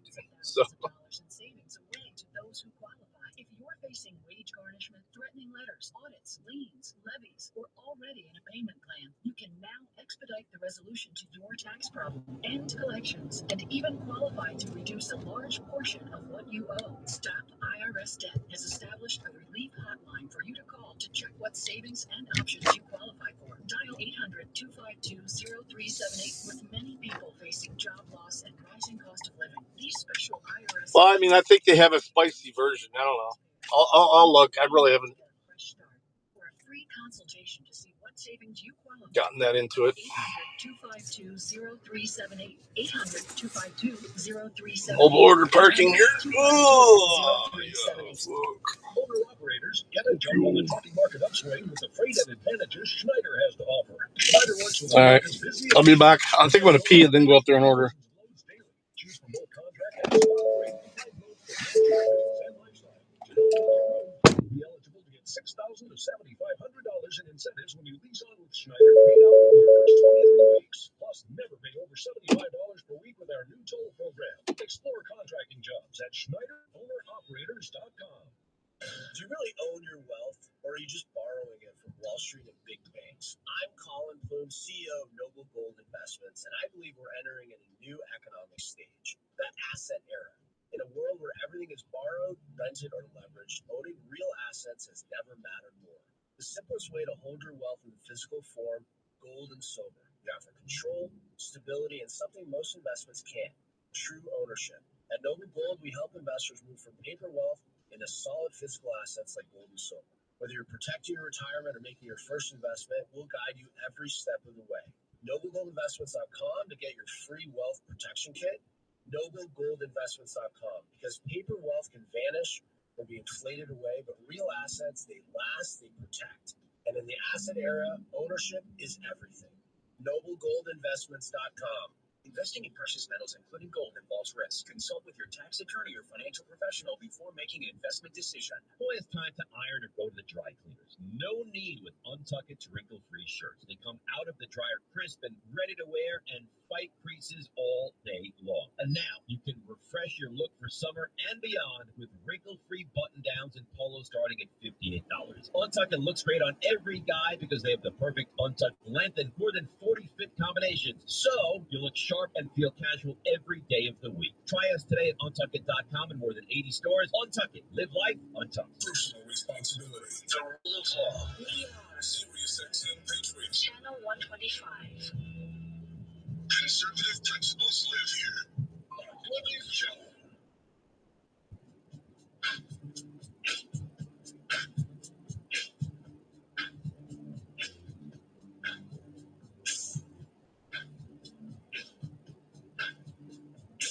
Nobody says it better than Mark Levin. I'll go with what Mark Levin said, because nobody could say it better. Call in now at 877-381-3811. William Webster passed away today.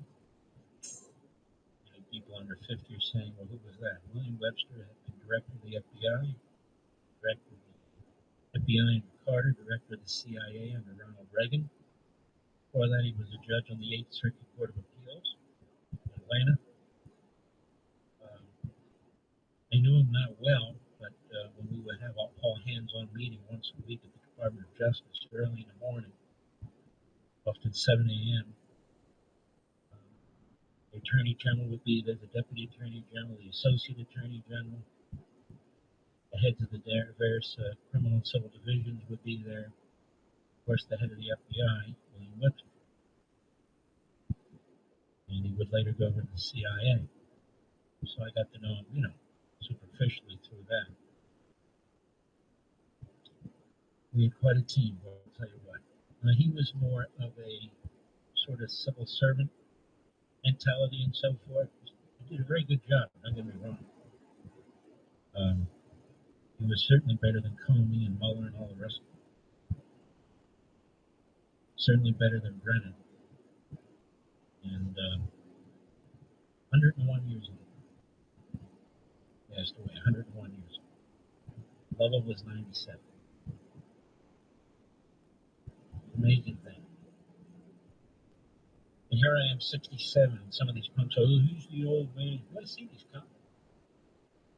No old man, and I don't feel like an old man. I know a lot of these great people. You know, it used to be the people who want to learn from the experience of other people, but apparently that's not the case anymore. With these so-called influencers, they know everything. Yet they know absolutely nothing. They know absolutely nothing. All right. Living in a time when America's most cherished values are being challenged. Values like faith, family, and freedom. Why I support AMAC, the Association of Mature American Citizens. It's a very patriotic organization. There's 2.5 million of us who are members to this organization. They have a presence in Washington, D.C. that's felt throughout that city. They oppose the AARP and the other left-wing groups and advance our values and our principles. As a member of the Association of Mature American Citizens, you'll receive access to, fantastic benefits and discounts like you've never seen before. On travel and insurance, on prescription services, and a lot more. Exclusive member-only tools and resources that make a difference in everyday life. You know, if you're 18 and older, you can join and get those benefits and discounts. I encourage you to do it. And if you're a senior, they also have resources like experts on Social Security and Medicare who can give you advice if you need it.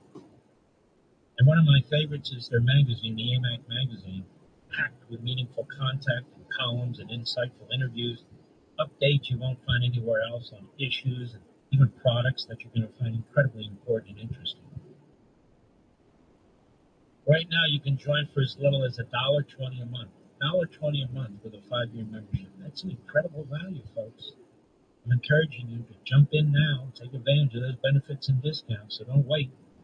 Go to amac.us/Levin, that's amac.us/LEVIN. Become a member today. Stand with AMAC. Help keep the values we all hold dear going strong for future generations. It's a great group, and those discounts and benefit, I'm telling you now, there's nothing like it. So we have an update on the active shooter situation. The suspect is dead. The police officer was wounded. In Emory in Atlanta, Emory University. That's what we know. Nothing more, nothing less. Alex Padilla.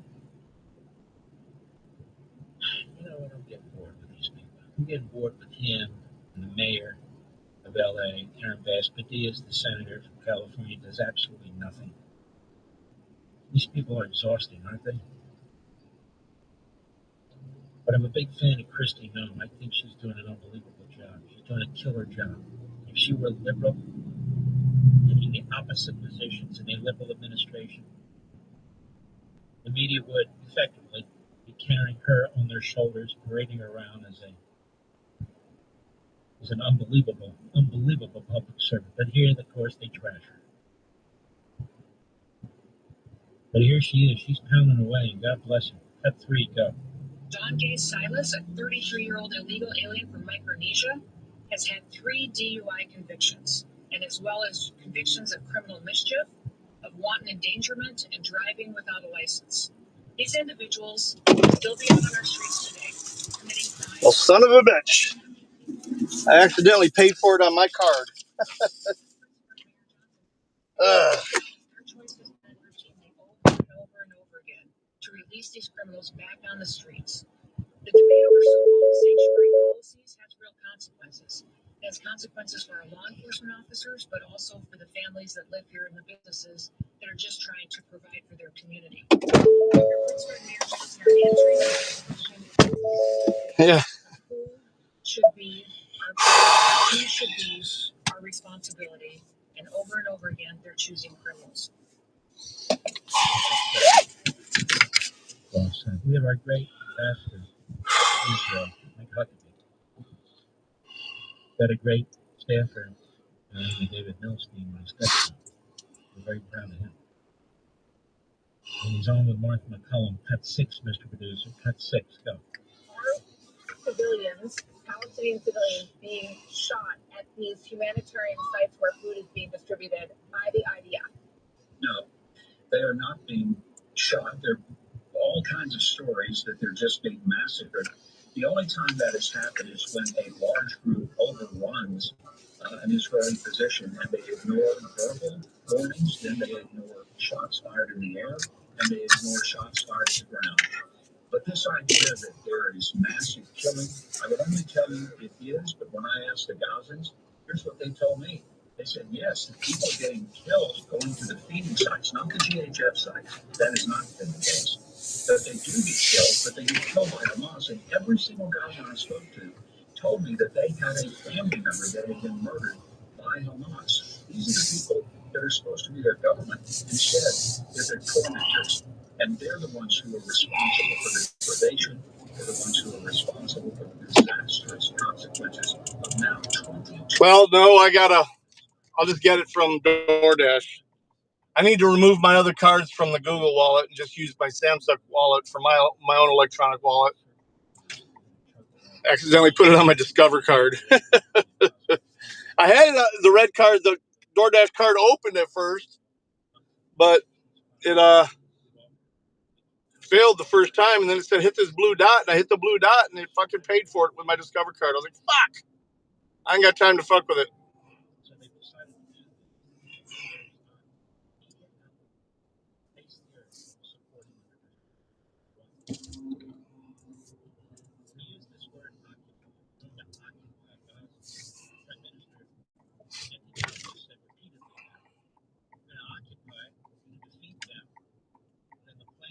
Let me see if I could call them while I'm on the way here. It's only 52, 56. Okay, cool. To make sure that their goal is to destroy the state of Israel. So it's completely rational. There's no other way to do it. Nobody's offered. None of the critics, none of them, whether they be these Quislings that run various European countries, whether they be the terrorist supporting UN members, or whether our own Al Jazeera / Prophet media. They have no suggestion of what else to do. Now that said, folks, I really got to tell you something. I started doing research on this, but I ran out of time. When we were going into World War II, our priorities were not the Germans, not the Japanese, the Japanese attacked. We worked out a plan with the British. I need to call support, ask them what I'm supposed to do in this case.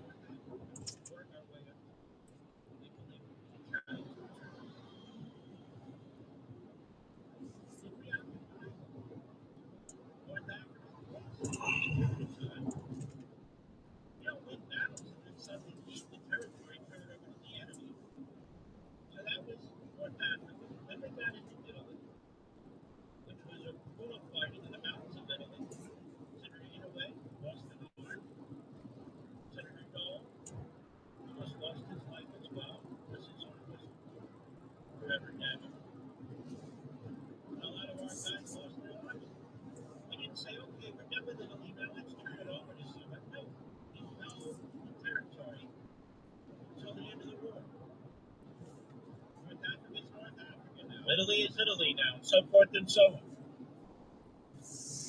And when Patton moved into Germany, was rushing through Germany. Where's this guy going? Jesus, could have gone around me, man. Help our guy. We're already there. We fight our way through there and then get to the Battle of the Bulge and say, you know what? Are you occupying? What kind of a word is that? And when you're in the middle of occupying, you've defeated the enemy on territory that you're going to hold until the war is over, until they're utterly defeated in the war. What kind of language is this with Israel? They're going to occupy Gaza. They're going to hold the territory until they get Hamas and defeat Hamas. There's a winner and a loser in a war. And we talk about forever wars. They're trying to end this war with Hamas. But the reporting and the commentary is just bizarre to me. crazy.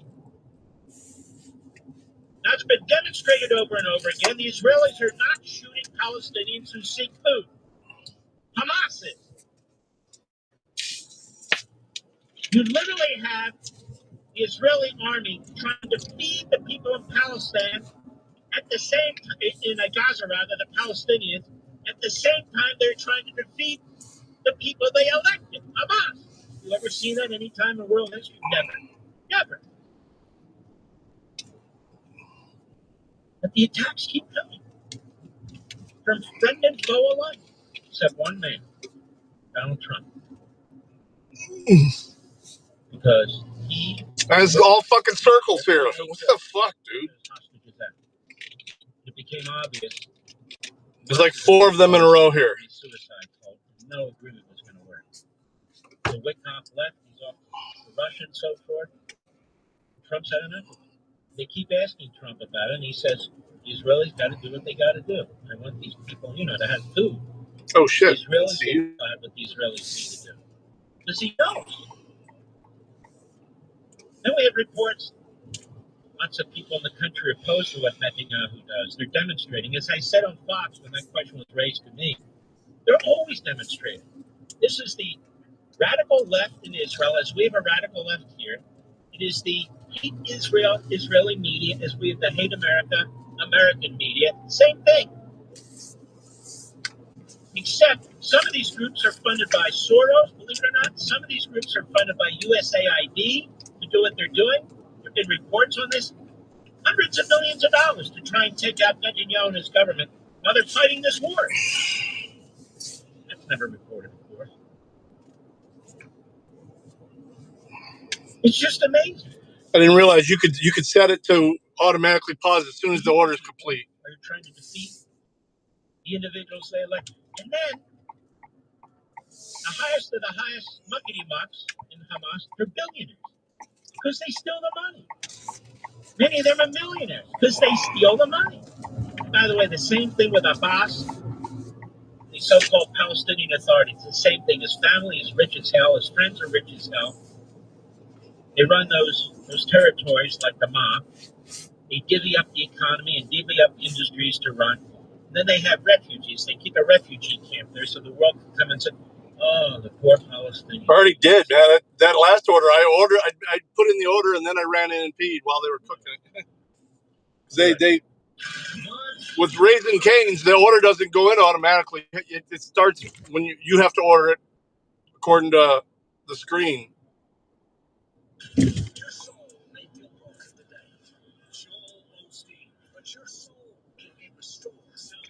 Ugh.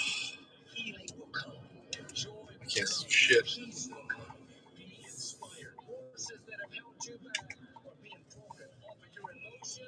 All right, so we got apartment 22. Sirius XM 128 and on the Sirius XM app. Profiting from the financial markets has never been easier. TrueTrade introduces the world's first one-click AI-assisted trading platform. No trading experience? No problem. Just purchase their platform, connect your trading account, download their mobile app, and turn it on. It's that simple. No need to worry about what or when to trade. With just one click, their AI software handles everything for you. No learning, no experience, no headaches. Whether you're trading, yeah, it looks like it's probably overpriced apartments. Runs on autopilot with its AI risk management protecting your downside. Don't have funds to trade with? No problem. TrueTrade offers an unprecedented money-back guarantee on their software. Plus, get a guarantee of at least $300,000 in tradable funds. You keep the profits. Join thousands worldwide who are already profiting from their AI-driven trade technology. Are you ready to step on your cash flow? Head over to TrueTrade.io. That's TrueTrade.io. I'll be right back. That's TrueTrade.io. Investing involves risk. Performance does not guarantee future results. See terms and conditions. Millions of Americans use credit cards to purchase goods every day. The Durbin Marshall credit card mandates the secure transactions you rely on. Maybe you've always been hacked when foreign cybercriminals exploit your data. Hackers win, you lose. Guard your card before it's too late. Tell Congress your data security is not for sale and oppose the Durbin Marshall credit card mandates. See website for details. BillsHappen.com is not a lender. It does not make credit decisions. Must be 18 years old. Not available in all states. Honey, everything is so expensive, and our bills are piling up. You're telling me credit cards are maxed out, rent is due, and the car payment's right around the corner? You need some extra cash. We should do what my friend from work did. She went to BillsHappen.com and got the money she needed the next day. Our credit is not great. Are you sure that would work for us? BillsHappen.com is one of the largest personal loan networks. They can help people with all credit types get up to $5,000. Sounds like it's going to be a hassle. My friend said it was super easy. She did it right from her phone during her lunch break. If you have a regular source of income, you can be approved for a loan for up to $5,000, and your cash can hit your bank account the next day. BillsHappen.com's lenders have millions of dollars to lend regardless of your credit history. Guess what? I went to BillsHappen.com, and we're getting our money tomorrow. Wow, that's fast. Problem solved. If you need extra cash, go to BillsHappen.com. That's BillsHappen.com. BillsHappen.com. You know, marketing fluff. Like buzzwords that belong in a corporate memo, not your humidor. Or some sketchy warehouse where cigars are drier than your boss's sense of humor. At Famous Smoke, we've been family owned since 1939. We're not just cigar fans, we're cigar obsessed. Call us burn rate junkies, draw test nerds, humidity control freaks.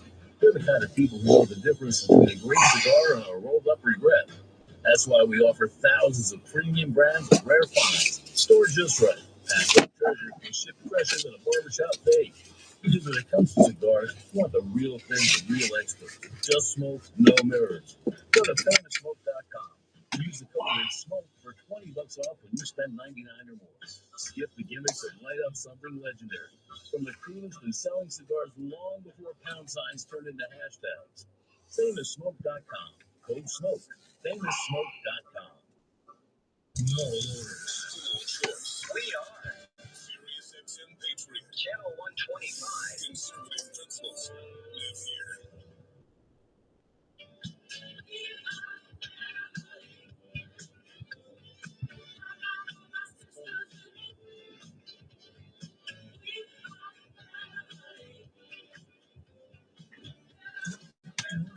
How many times call someone if it ain't broke? Both sides, it's good sign, except when it comes to cell phones. Because over time, the battery life fades, the processor can't keep up, the glass breaks, the technology changes. What? Fortunately, thanks to Pure Talk, your cell phone is something that you I can fuck off. I mean, when you switch to Pure Talk this month, we're going to give you a Samsung Galaxy A36 absolutely free with a $35 qualifying. Just $35 a month for talk, text, data, and a free Samsung phone with scratch-resistant Gorilla Glass and battery that lasts all day long. All in America's most dependable 5G network. Most dependable 5G network. You might think the big three, AT&T, Verizon, and T-Mobile, a better system. They don't. Pure Talk uses exactly the same powers. You know, supporting patriotic companies founded by veterans and supporting veterans like Pure Talk.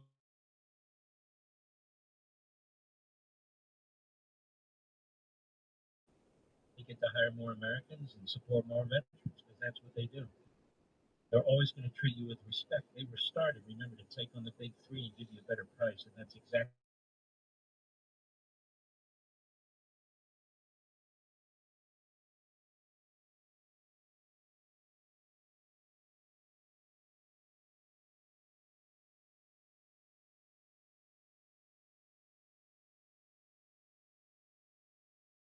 Oops. Get that free cell phone today. Looks like it almost went out. That's pound 250. Say Mark Levin to switch to my wireless company, America's wireless company. Pure Talk, baby.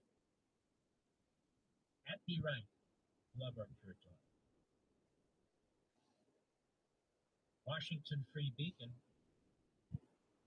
Federal investigators compile evidence of systematic Hamas aid theft, undercutting, leaked USAID report. I need to speak to somebody, and they're not going to fucking questions about her.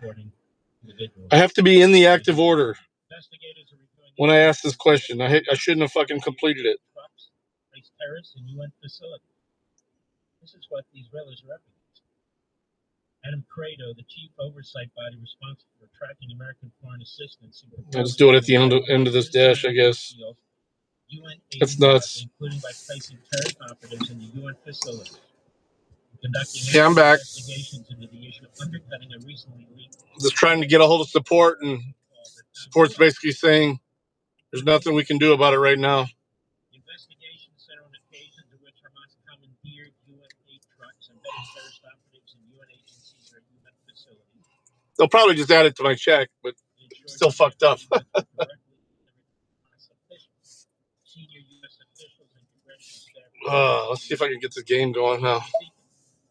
U.S. Aid Inspector General's office has obtained evidence of those practices and is investigating credible allegations of Hamas interference, diversion, and theft of humanitarian aid in Gaza. I'm going to do a memo on the Inspector General's Gaza-related oversight work that was given to Congress.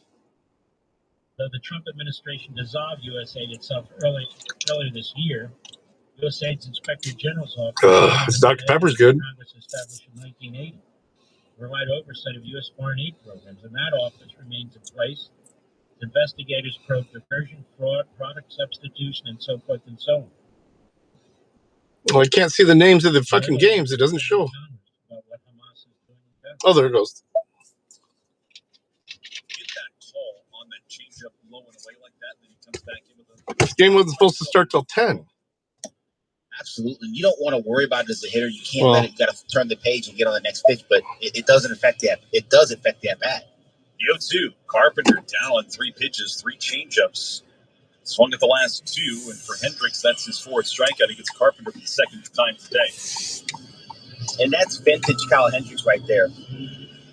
Just keeps going a little bit further out, tantalizing you with that changeup. He can cut the changeup, make it go into left-hand hitters, or he can turn it over and sink it and make it go away to lefties into righties. And that time he would sink it a little bit harder away from Kerry Carpenter. Spencer Torkelson homered his last time through. He'll take a curveball for a strike.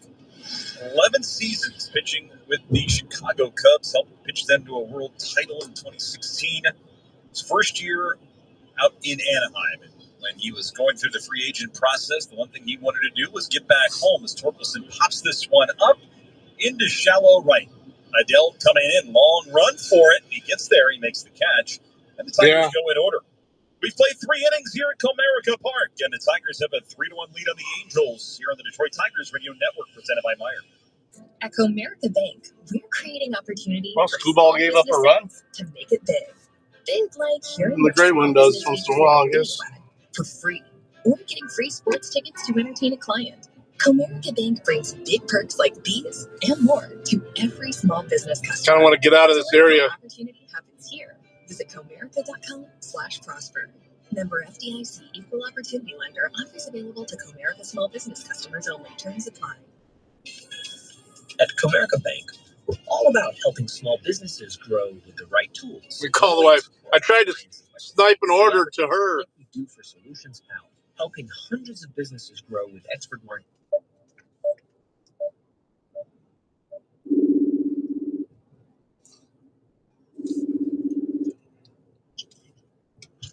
Hello. Thought we were scamming and got scammed. Yeah. Fuckers. Ugh. Oh, shit. But yeah, I mean, literally, I waited like 5-10 seconds after you submitted the order, went live, boom. Got a shopping order at fucking Pet Supplies Plus. No shit. And then pick up a pizza as well. I'm like, fuck. Of course, I have no idea where anything is at Pet Supplies Plus. Right. They want like 4 items for birds, for fucking parrots, like parrot toys and a perch, and I'm just like, oh my god, wandering around. There's like 4 people in line at the register. That's the only person I saw, and I'm wandering around. I can't even find where the bird shit is. Finally, I see somebody stocking. I'm like, hey, can you help me? She's like, oh yeah, that's the stuff I stocked. That's my area. I'm like, she took me right there, and boom, boom, boom, boom. Like, thank you. It's fucking nuts.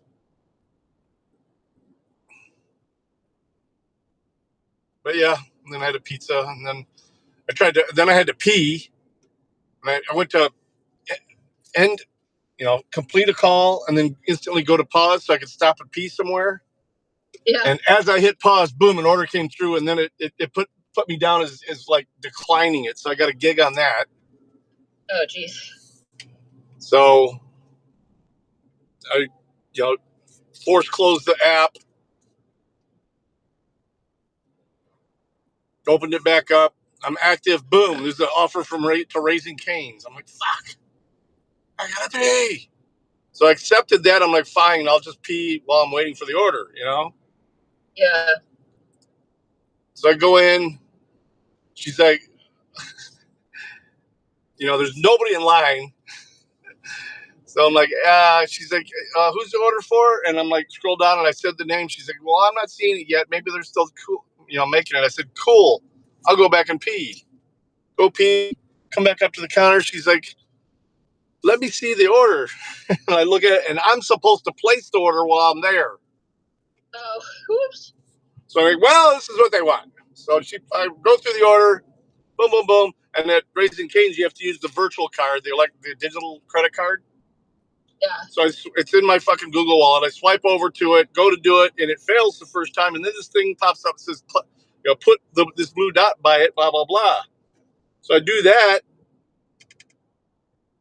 and it fucking charges my fucking Discover card. What? So I paid for their fucking food on my Discover card. So I'm like, fuck.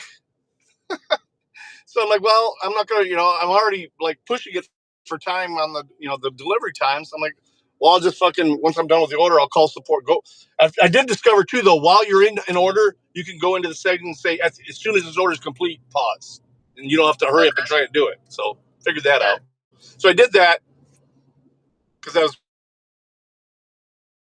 like, fuck, I need to pay attention because there's fucking idiots out tonight. Yeah. Get done. Complete the order, goes into pause. I go into settings, do support. And they're like, we can't give you support for an order you're not on. You'll have to ask for support at the end of your dash, which is the end of the shift where you punch out. Fuck. So it is what it is. I paid $30 for somebody's fucking Raising Cane's. Awesome. And I sent you $35. Was it good though? I haven't even got to eat it yet. Oh, but it's there? It's been delivered at least? Okay, good. I was gonna say it better have been. I've done three. Yeah, they were. I've done fucking three. Oh yeah, they were probably. Dude, that parking lot was packed. I'm like, there's probably a few people hanging out here. Sure as shit. It said as soon as I went live, it sent me that other order. I was like, God dang it! I don't know where the fuck. Dude, the fucking Holland area. When you go just north of it, there are fucking circles everywhere. When you get off on Door in 475, there's the one at the exit. There's one on the other side of the exit. Then there's two more right after that. It's like boom, boom, 4 of them right in a row. And I had to hit them all to get on McCord to get down to Orchard and drop this order off. I was like, jeez. Of course, nobody knows how to drive in circles. So I'm stopping for cars that are on the other side of the circle. Oh, well. But been kind of busy. But I'm just trying to get back in the area because I know if I can pick up too many orders over there by Ottawa Hills, I'm going to end up in Toledo right away. Yeah. So I'm heading back west. Good. Yeah.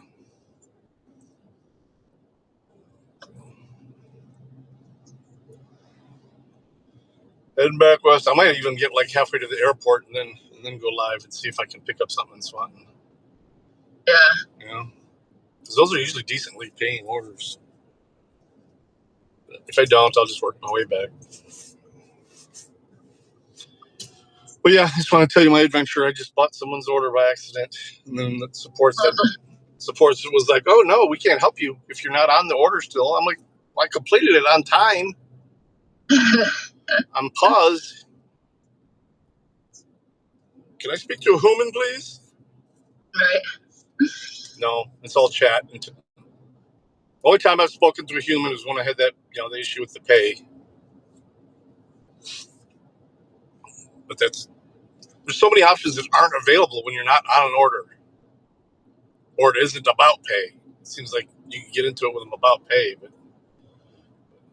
I'm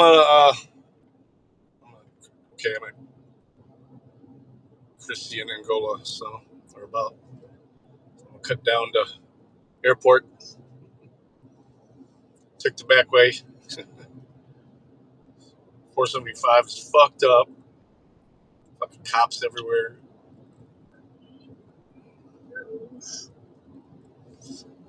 Oh, Eggsy says hi. Oh, hello. All right, I'm gonna let you go. Let's see if I can get a human, and if I can't, I'll just deal with it after the dash. Okay. All right, love you. All right.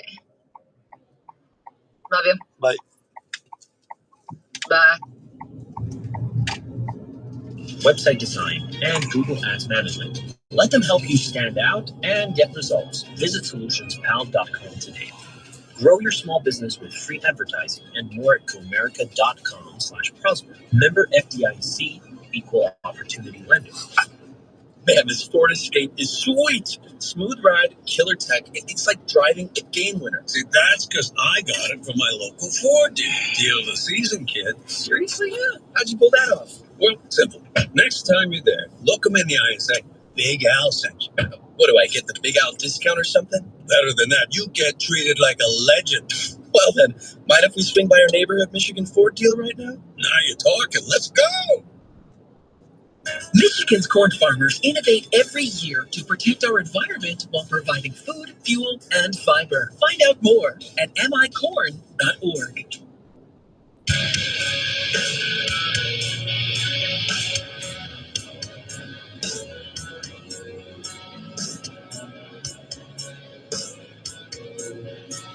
Eric Skubal back to work here in the top of the fourth inning, and Mike Trout will lead it off. Skubal got him to line out his first time through, and he'll start him off with a sinker off the plate, but he got the call, and it's an 0-1 count. It's been a bit of a jumpy strike zone early tonight from the home plate umpire, Tom Hanahan. Here's the line from Skubal, the 0-1 to Trout. Looks at a four-seamer right down the middle, 3-2. Trout sitting on that. He's sitting on that changeup. See what his plan looks like with 2 strikes now. 0-2 on Trout. Skubal into his mind and deal. His fastball up. It's 1-2. Trout, 34 years old. Turned 34 yesterday on the day off. It's a tremendous career. At one point, A.J. Hinch brought this up earlier today as Trout loops one in the air foul. Not many guys can have the distinction of at a certain time in their career being the best player in the game. And Mike Trout is one of those guys. He absolutely was, and I was fortunate enough to be in the Angel front office watching the very beginning of it. 1-2. Got it. Swinging strike 3. Filthy changeup away. Strikeout number 5 for Tarek Skubal. That shows you how nasty that Tarek Skubal changeup was. Mike Trout was absolutely sitting soft that entire at-bat. He got it with 2 strikes. It just faded away from him. Started out on the outer edge, just faded off the plate at 89 miles an hour. Taylor Ward grounded out 2 Skubal his first time through, and he'll take a high cold strike. It's 0-1. It's almost unfair when Skubal gets to 2 strikes. It is. The 0-1 taken in, evens the count up, ball in the strike. It's unfair because not just the quality of pitches, the weapons he has at his disposal, but his ability to command all of them. That's the part that's filthy. I saw the Uber where the driver pepper sprayed the customer because the customer kept giving her shit about turning the AC on. He's 5-1 with a 1. I thought you had to have AC if you did Uber.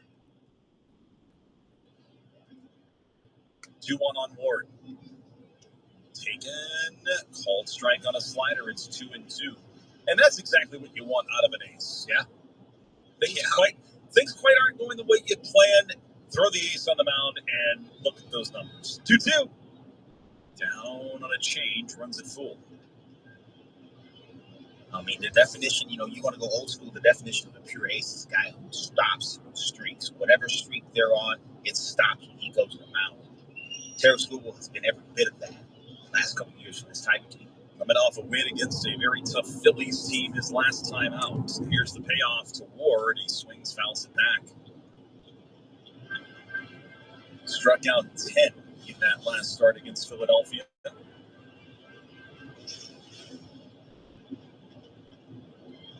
Scoop got the no decision out in Los Angeles. That was that one game where the Tigers exploded late and scored 9 runs. 3-2. Lost him. Ball 4 down and in. First walk issued by Scoobel today. That's a good pitch, but it was off the plate and down. The Angels get a base runner with 1 out for Joe Adell. We'll pause for station identification here on the Detroit Tigers Radio Network. Baseball's pennant races are beginning to take shape, and MLB Network Radio has all the latest news and interviews on SiriusXM 89 and the SiriusXM app.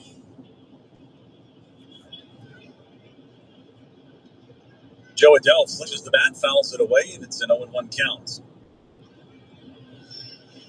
Adell grounded out to Zach McKinstry in the second inning. Fourth inning is brought to you by Wallside Windows, local and family owned, celebrating 81 years as Michigan's leader in replacement windows. The ball's in a strike on Adell. Scoobel, next pitch he throws will be his 60th of the game. He deals on the 0-1. Even a miss on a change, 0-2.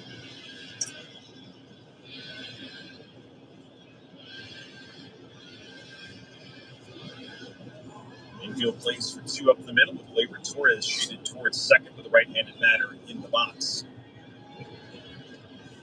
Very right-handed heavy Angels lineup. Scoobel's 0-2 in the dirt, stopped by Digler. It's a ball and 2 strikes. But AJ made some really good comments about Dylan Digler. I'm heading to Swanton. I'm not going into White House. The way he carries himself, and that goes back unless the order takes me down there. Leagues, and now at the major league level, just commands so much respect in that Tiger clubhouse. The 1-2, Adell fouls it away. Yeah, there's this magical thing called presence. And everyone has it. And some people just have another, the ceiling's higher for their presence. And Dylan Dingler just walks around different. And it's not an arrogance. No, not at all. I don't know that you can teach it, and I don't know that you can necessarily develop it. I think you just have it or you don't. I like to clean my windshield before I and he has go live again. It's just the way he walks around. It's the way he walks around the streets, the way he walks around the hotels, the way he carries himself in the clubhouse. There's an assuredness of himself. There's a certainty of who he is at a very young age that most people don't get until they're older. And that translates. Got 12 minutes before they end my dash. 1-2. Breaking ball low. 2 balls, 2 strikes. Pulled up the knuckle curve that time. Could not induce the swing from Adell. Adell will see 7 pitches in the sequence. Runner on first, 1 out here in the 4th. Scoobel stretches. Gives a look over to Ward at first base. And the 2-2. Line drive, right field, sinking, and it falls in for a hit in front of Terry Carpenter.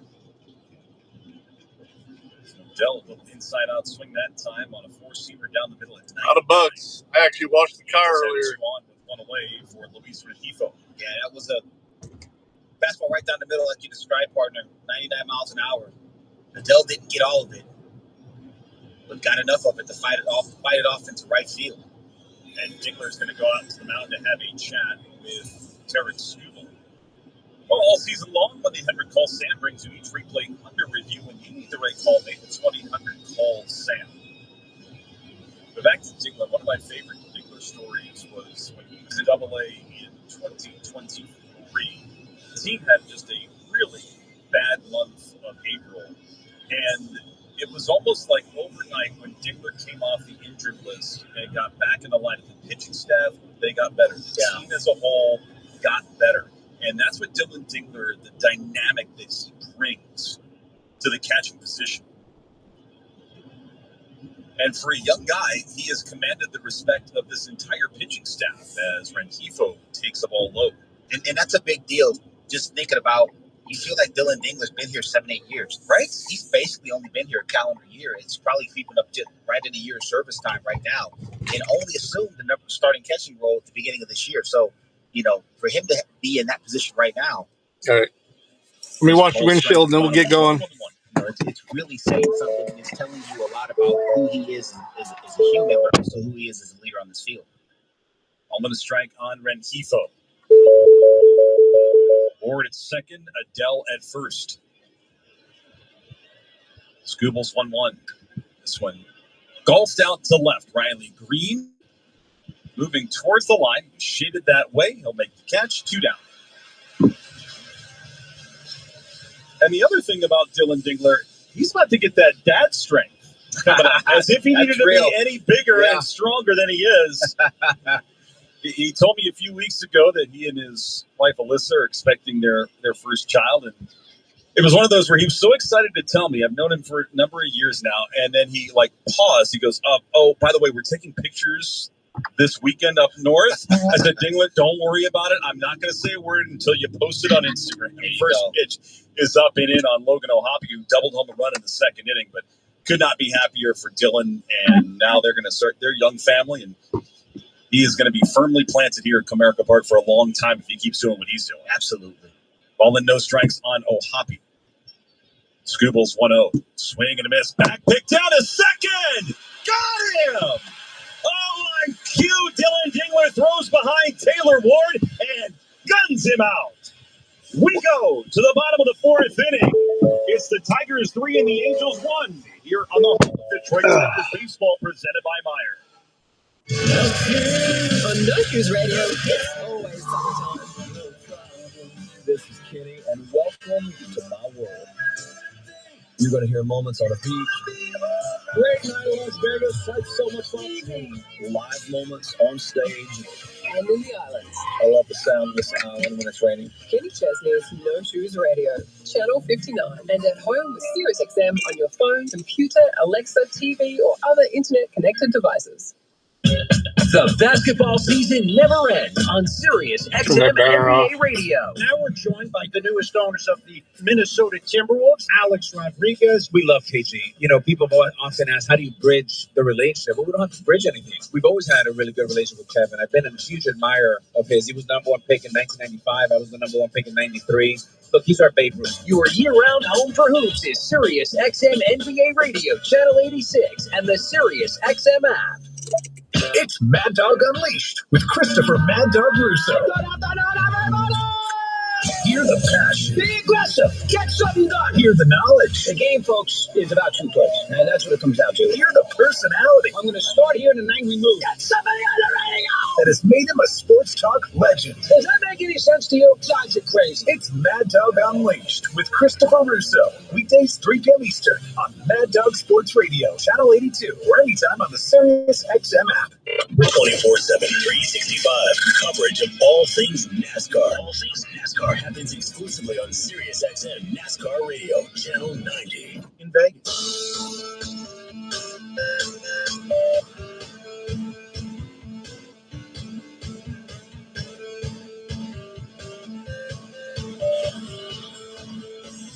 Bottom of the fourth inning, and the Tigers lead the Angels 3-1. Munsell Perez, Riley Green, and Dylan Dingler drew up here in the fourth inning. Game is brought to you in part by Blue Cross Blue Shield of Michigan, ready to help. Tigers fell behind 1-0 in the top of the second inning, responded with 3 in the bottom half to take a 3-1 lead on Kyle Hendricks and the Angels. Gregania alongside Bobby Skills, first of 3 this weekend against the Angels. Busy weekend in downtown Detroit. All kinds of stuff happened. There is all kinds of stuff. Chris Brown's playing over at Ford Field. Saw the Fray was playing somewhere nearby. There was something else. What was it I said earlier? The Ribs and Soul Festival? Something like that. Ribs and Soul. You know what, partner? We might need to go down there for lunch tomorrow, partner. I went for my run today down on the waterfront, which if you have not checked out the riverfront in Detroit, you need to do so. It is gorgeous down there. But I go down and I see the little festival going on. I'm like, this smells phenomenal, and I think I know where Bobby and I are going to lunch tomorrow. Let's go. We do have defensive changes somewhere. I think it's out right field. Joe Adele came out of the game. Gustavo Campero is in now. I'm sorry, Adele is in center. Teodoso, they removed him after. Wenzel Perez takes the ball up and outside. All right, so what do you got here, partner? So Teodosio's out. Teodosio's out. Adele moves over to center. Gustavo Campero is in right field. A 1-0. Made in a miss on a changeup.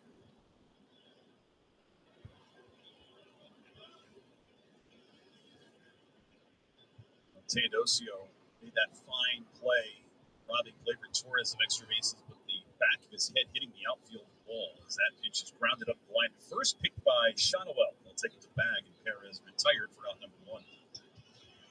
So we hope he's okay. Yeah, absolutely.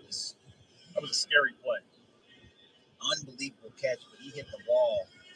Back of his head at a funny angle. Got up, stood up, stayed in the game, but they're probably doing the right thing, getting them out, have them checked out. And again, you can never be too careful with head injuries. No, not at all. There's just too much science out there now. This isn't, back in the 50s, as this one's lined to left off the bat of Riley Green. It sits down for a base hit. Riley's 2 for 2. Well, that's upsetting. Yeah, Tigers versus Angels. I'm already all the way out here, and there's no orders coming in. He's covered changeups inside. Pulled the first one to right field. And dumps that one in front of Taylor Ward left field. And right now, the way Riley has gone, however you can get them, you take them and try to build on that. It doesn't matter what they look like. If they leave your bag, hit green grass before somebody catches it. I'm not leaving right away. A man on first with 1 out for Dylan Dingler. And Dingler will take a fastball just below the zone for ball 1. And AJ remarked earlier today, Riley is struggling, and that was part of the move in putting him in the 6-hole in the lineup today. Just maybe ease a little bit of the pressure off of him. As the 1-0, Dingler shoots this one to right, pretty well struck. Campero, though, will track it, make the catch, and that's the second out. Green retreating to first, and brings up Zach McKinstry. But the other part of putting him in the 6th spot today was because the Angels do have 3 lefties in their bullpen, and so he wanted to separate Colt leading off, Carpenter hitting in the 3-hole, then you have the switch hitting Wenzel Perez hitting in the 5 spot, and then Riley hitting 6. So it forces the Angels in the chess match on when they want to deploy their left-handed relievers. Here's McKinstry with a man on first, and Zach will take a generous called strike, and it's 0-1. Zach doubled and scored on the Javi Baez. Jeez, I'll start heading the other way. Watch, as soon as I start heading away from this place, I'll get an order. Count on McKinstry, the pitch. Swings and misses at a change. It's 0-2. A few days ago, McKinstry winning the Heart and Hustle Award. Just so happy for Zach. Yeah. Tremendous season. First All-Star nod this season. 0-2. Hendricks fires, and McKinstry swings and misses. Tigers strand a man on. We're through 4 innings at Comerica Park. It's 3-1 Detroit here on the Detroit Tigers Radio Network. Hi, Tigers fans. It's Dan Dickerson. Today, it's hard not to find a family budget or business that isn't challenged in some way by rising costs. When it comes to healthcare, rising prices for prescription drugs and medical care can seriously affect the premiums we all pay for health insurance. Which is why my friends at Blue Cross Blue Shield of Michigan. Yeah, we'll slowly start heading back. I guess we're not going to get any orders out here today. People and employers. As a champion for their members, Blue Cross is more likely I'll pick something up as soon as I leave. Let me get my glasses on. Bring lower cost drug therapies to patients and provide solutions. Well, if I don't, I'll just go home. Take a break tonight. I took the last couple nights off though because of all the personal stuff and the having to wait for the machine and catch up on laundry because our machine was out. I don't even care. We'll just go for it.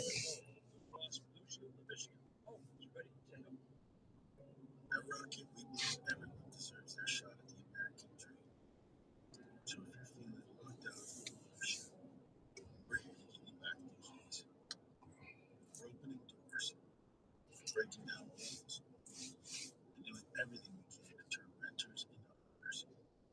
And we're not going to stop until we help everyone home. To find out more, visit rocket.com. Rocket, Own the dream. It's baseball season. And what that means, it's Faygo time. Nothing beats an ice cold Faygo. Faygo, the one true pop. Faygo is a proud sponsor of Detroit Tigers Radio.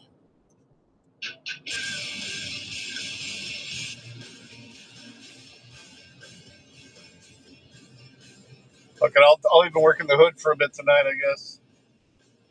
Parker, you ever watch Stranger Things? No, me either. That's not in my. I don't even know. They do the Little Caesars match game on the video board there, and you and I are both looking like, where are these characters? Tim Jeske's super too, though, and feeding us good info. That's right. Derek Skublak's work, Logan O'Hoppe. He was at the plate with Dylan Dickler back, picked Taylor Ward, and got him at second base. And O'Hoppe, he'll swing at the first pitch, skies it to right. Kerry Carpenter calling, Kerry Carpenter catching, one pitch, and one out for Skubal here in the fifth. Do some calisthenics. This is brought to you by Fiber Law. All we do is... I got my cardio in yesterday. Skubal primarily going fastball change tonight. 41% of the fastball, 30% on the changeup. He's giving up a run on 3 hits. Not as many sliders. No. You see him. Yeah. Christian Moore takes a fastball low, and that's ball 1. Moore went down on strikes in the second. Skubal has struck out 5. He has walked 1. The line and the 1-0. Inside 2-0. But I think that shows the evolution of Derek Skubal, right? Early in the year was a challenge. You just can't throw first pitch fastball every pitch. Okay, cool. But use sliders. And now you've seen him dominate a major team basically with 2 pitches right now. Swinging strike high here, 2-1.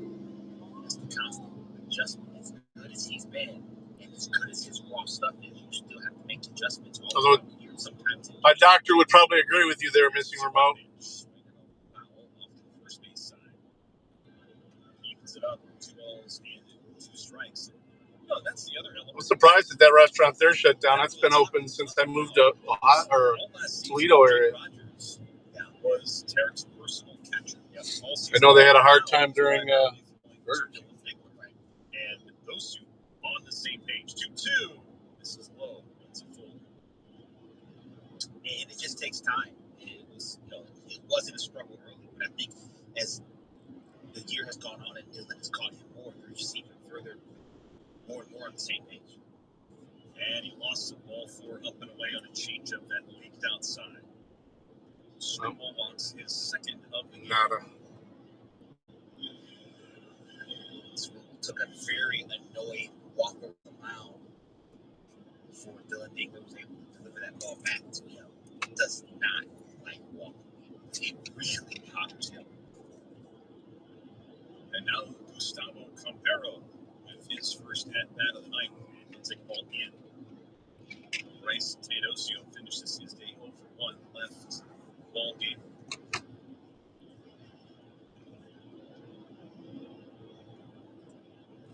Campero this season, 160 hitter with a pair of homers. Runner on first is Christian Moore, who walks.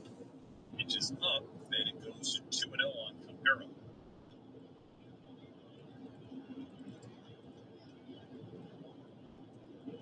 Skubal fighting his command a little bit here to the 8 and 9 hitters.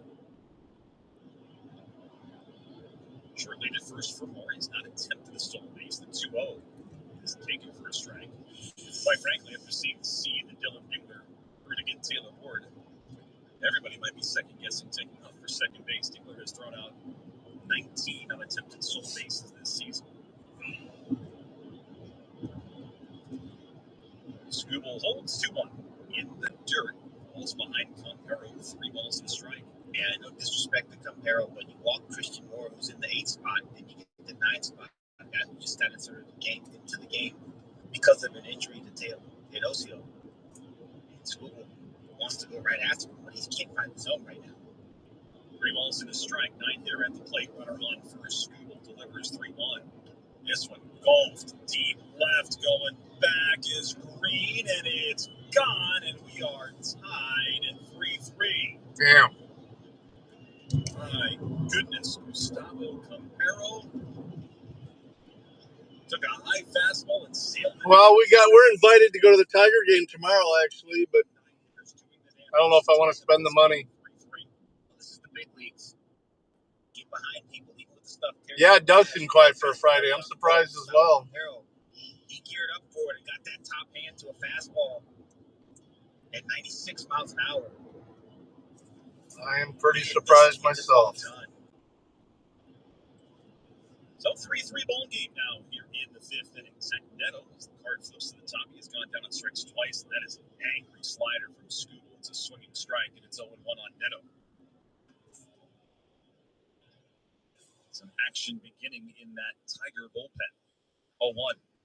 I got grass to cut and stuff too, so. Left. Green will watch this one exit as the Angels go back to back, and they've got a 4-3 lead. Wow. Zach Neto, number 17 on the year. It's the second time this season he has taken Tarek Scootle yard, and the Angels back on top by a run. Yeah, Zach Neto's been swinging it for the fences. Yeah, I did clean it pretty good. For that fastball the entire game. First two times up, he punched out. Tarek Scootle threw one right where he could get to at 97 miles an hour up in the zone. Neto was ready for him away, and that was in the bullpen as well. And that's going to bring Tiger pitching coach Chris Fetter out for a visit. And while Chris Fetter is out there, it's time to take a look at the out-of-town scoreboard from the 1-800. Cleveland's within 6 games now. We haven't been playing that great again. Cincinnati's got a 2-1 lead on Pittsburgh in the 6th. Baltimore up 3-1 on the Athletics in the 5th inning. Cleveland all over the White Sox 5-0. See? Third, Houston with a 2-0 lead on the Yankees in the 4th inning. Miami playing good ball in the 2nd. That's fine. 3-0. Gets to be wherever they want to be. That ball game in the 5th inning. Stunned in silence right now at Comerica Park as the Angels have gone back to back. Now Nolan Shonowell fights one off foul. It's an 0-1 count. Now it's a matter of getting Tarek Scootle through this 5th inning. Troy Melton warming down the Tiger bullpen.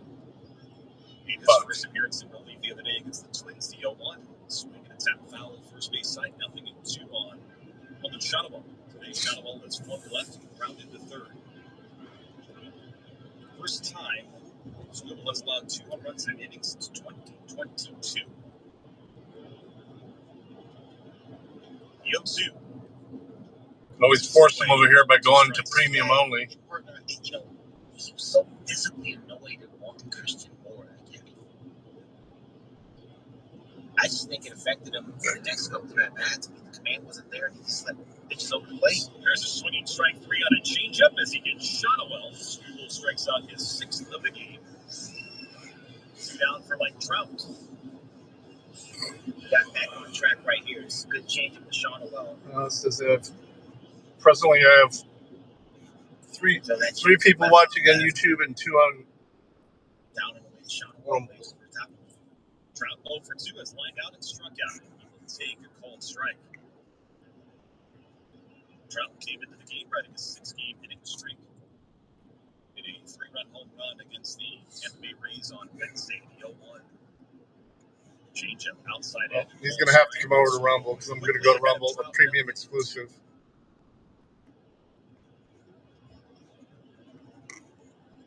Pitch that Tarek throws will be number 91 today. He's ahead of Trout, no balls, 2 strikes. Scootle steps into the line and deals to the 0-2. Trout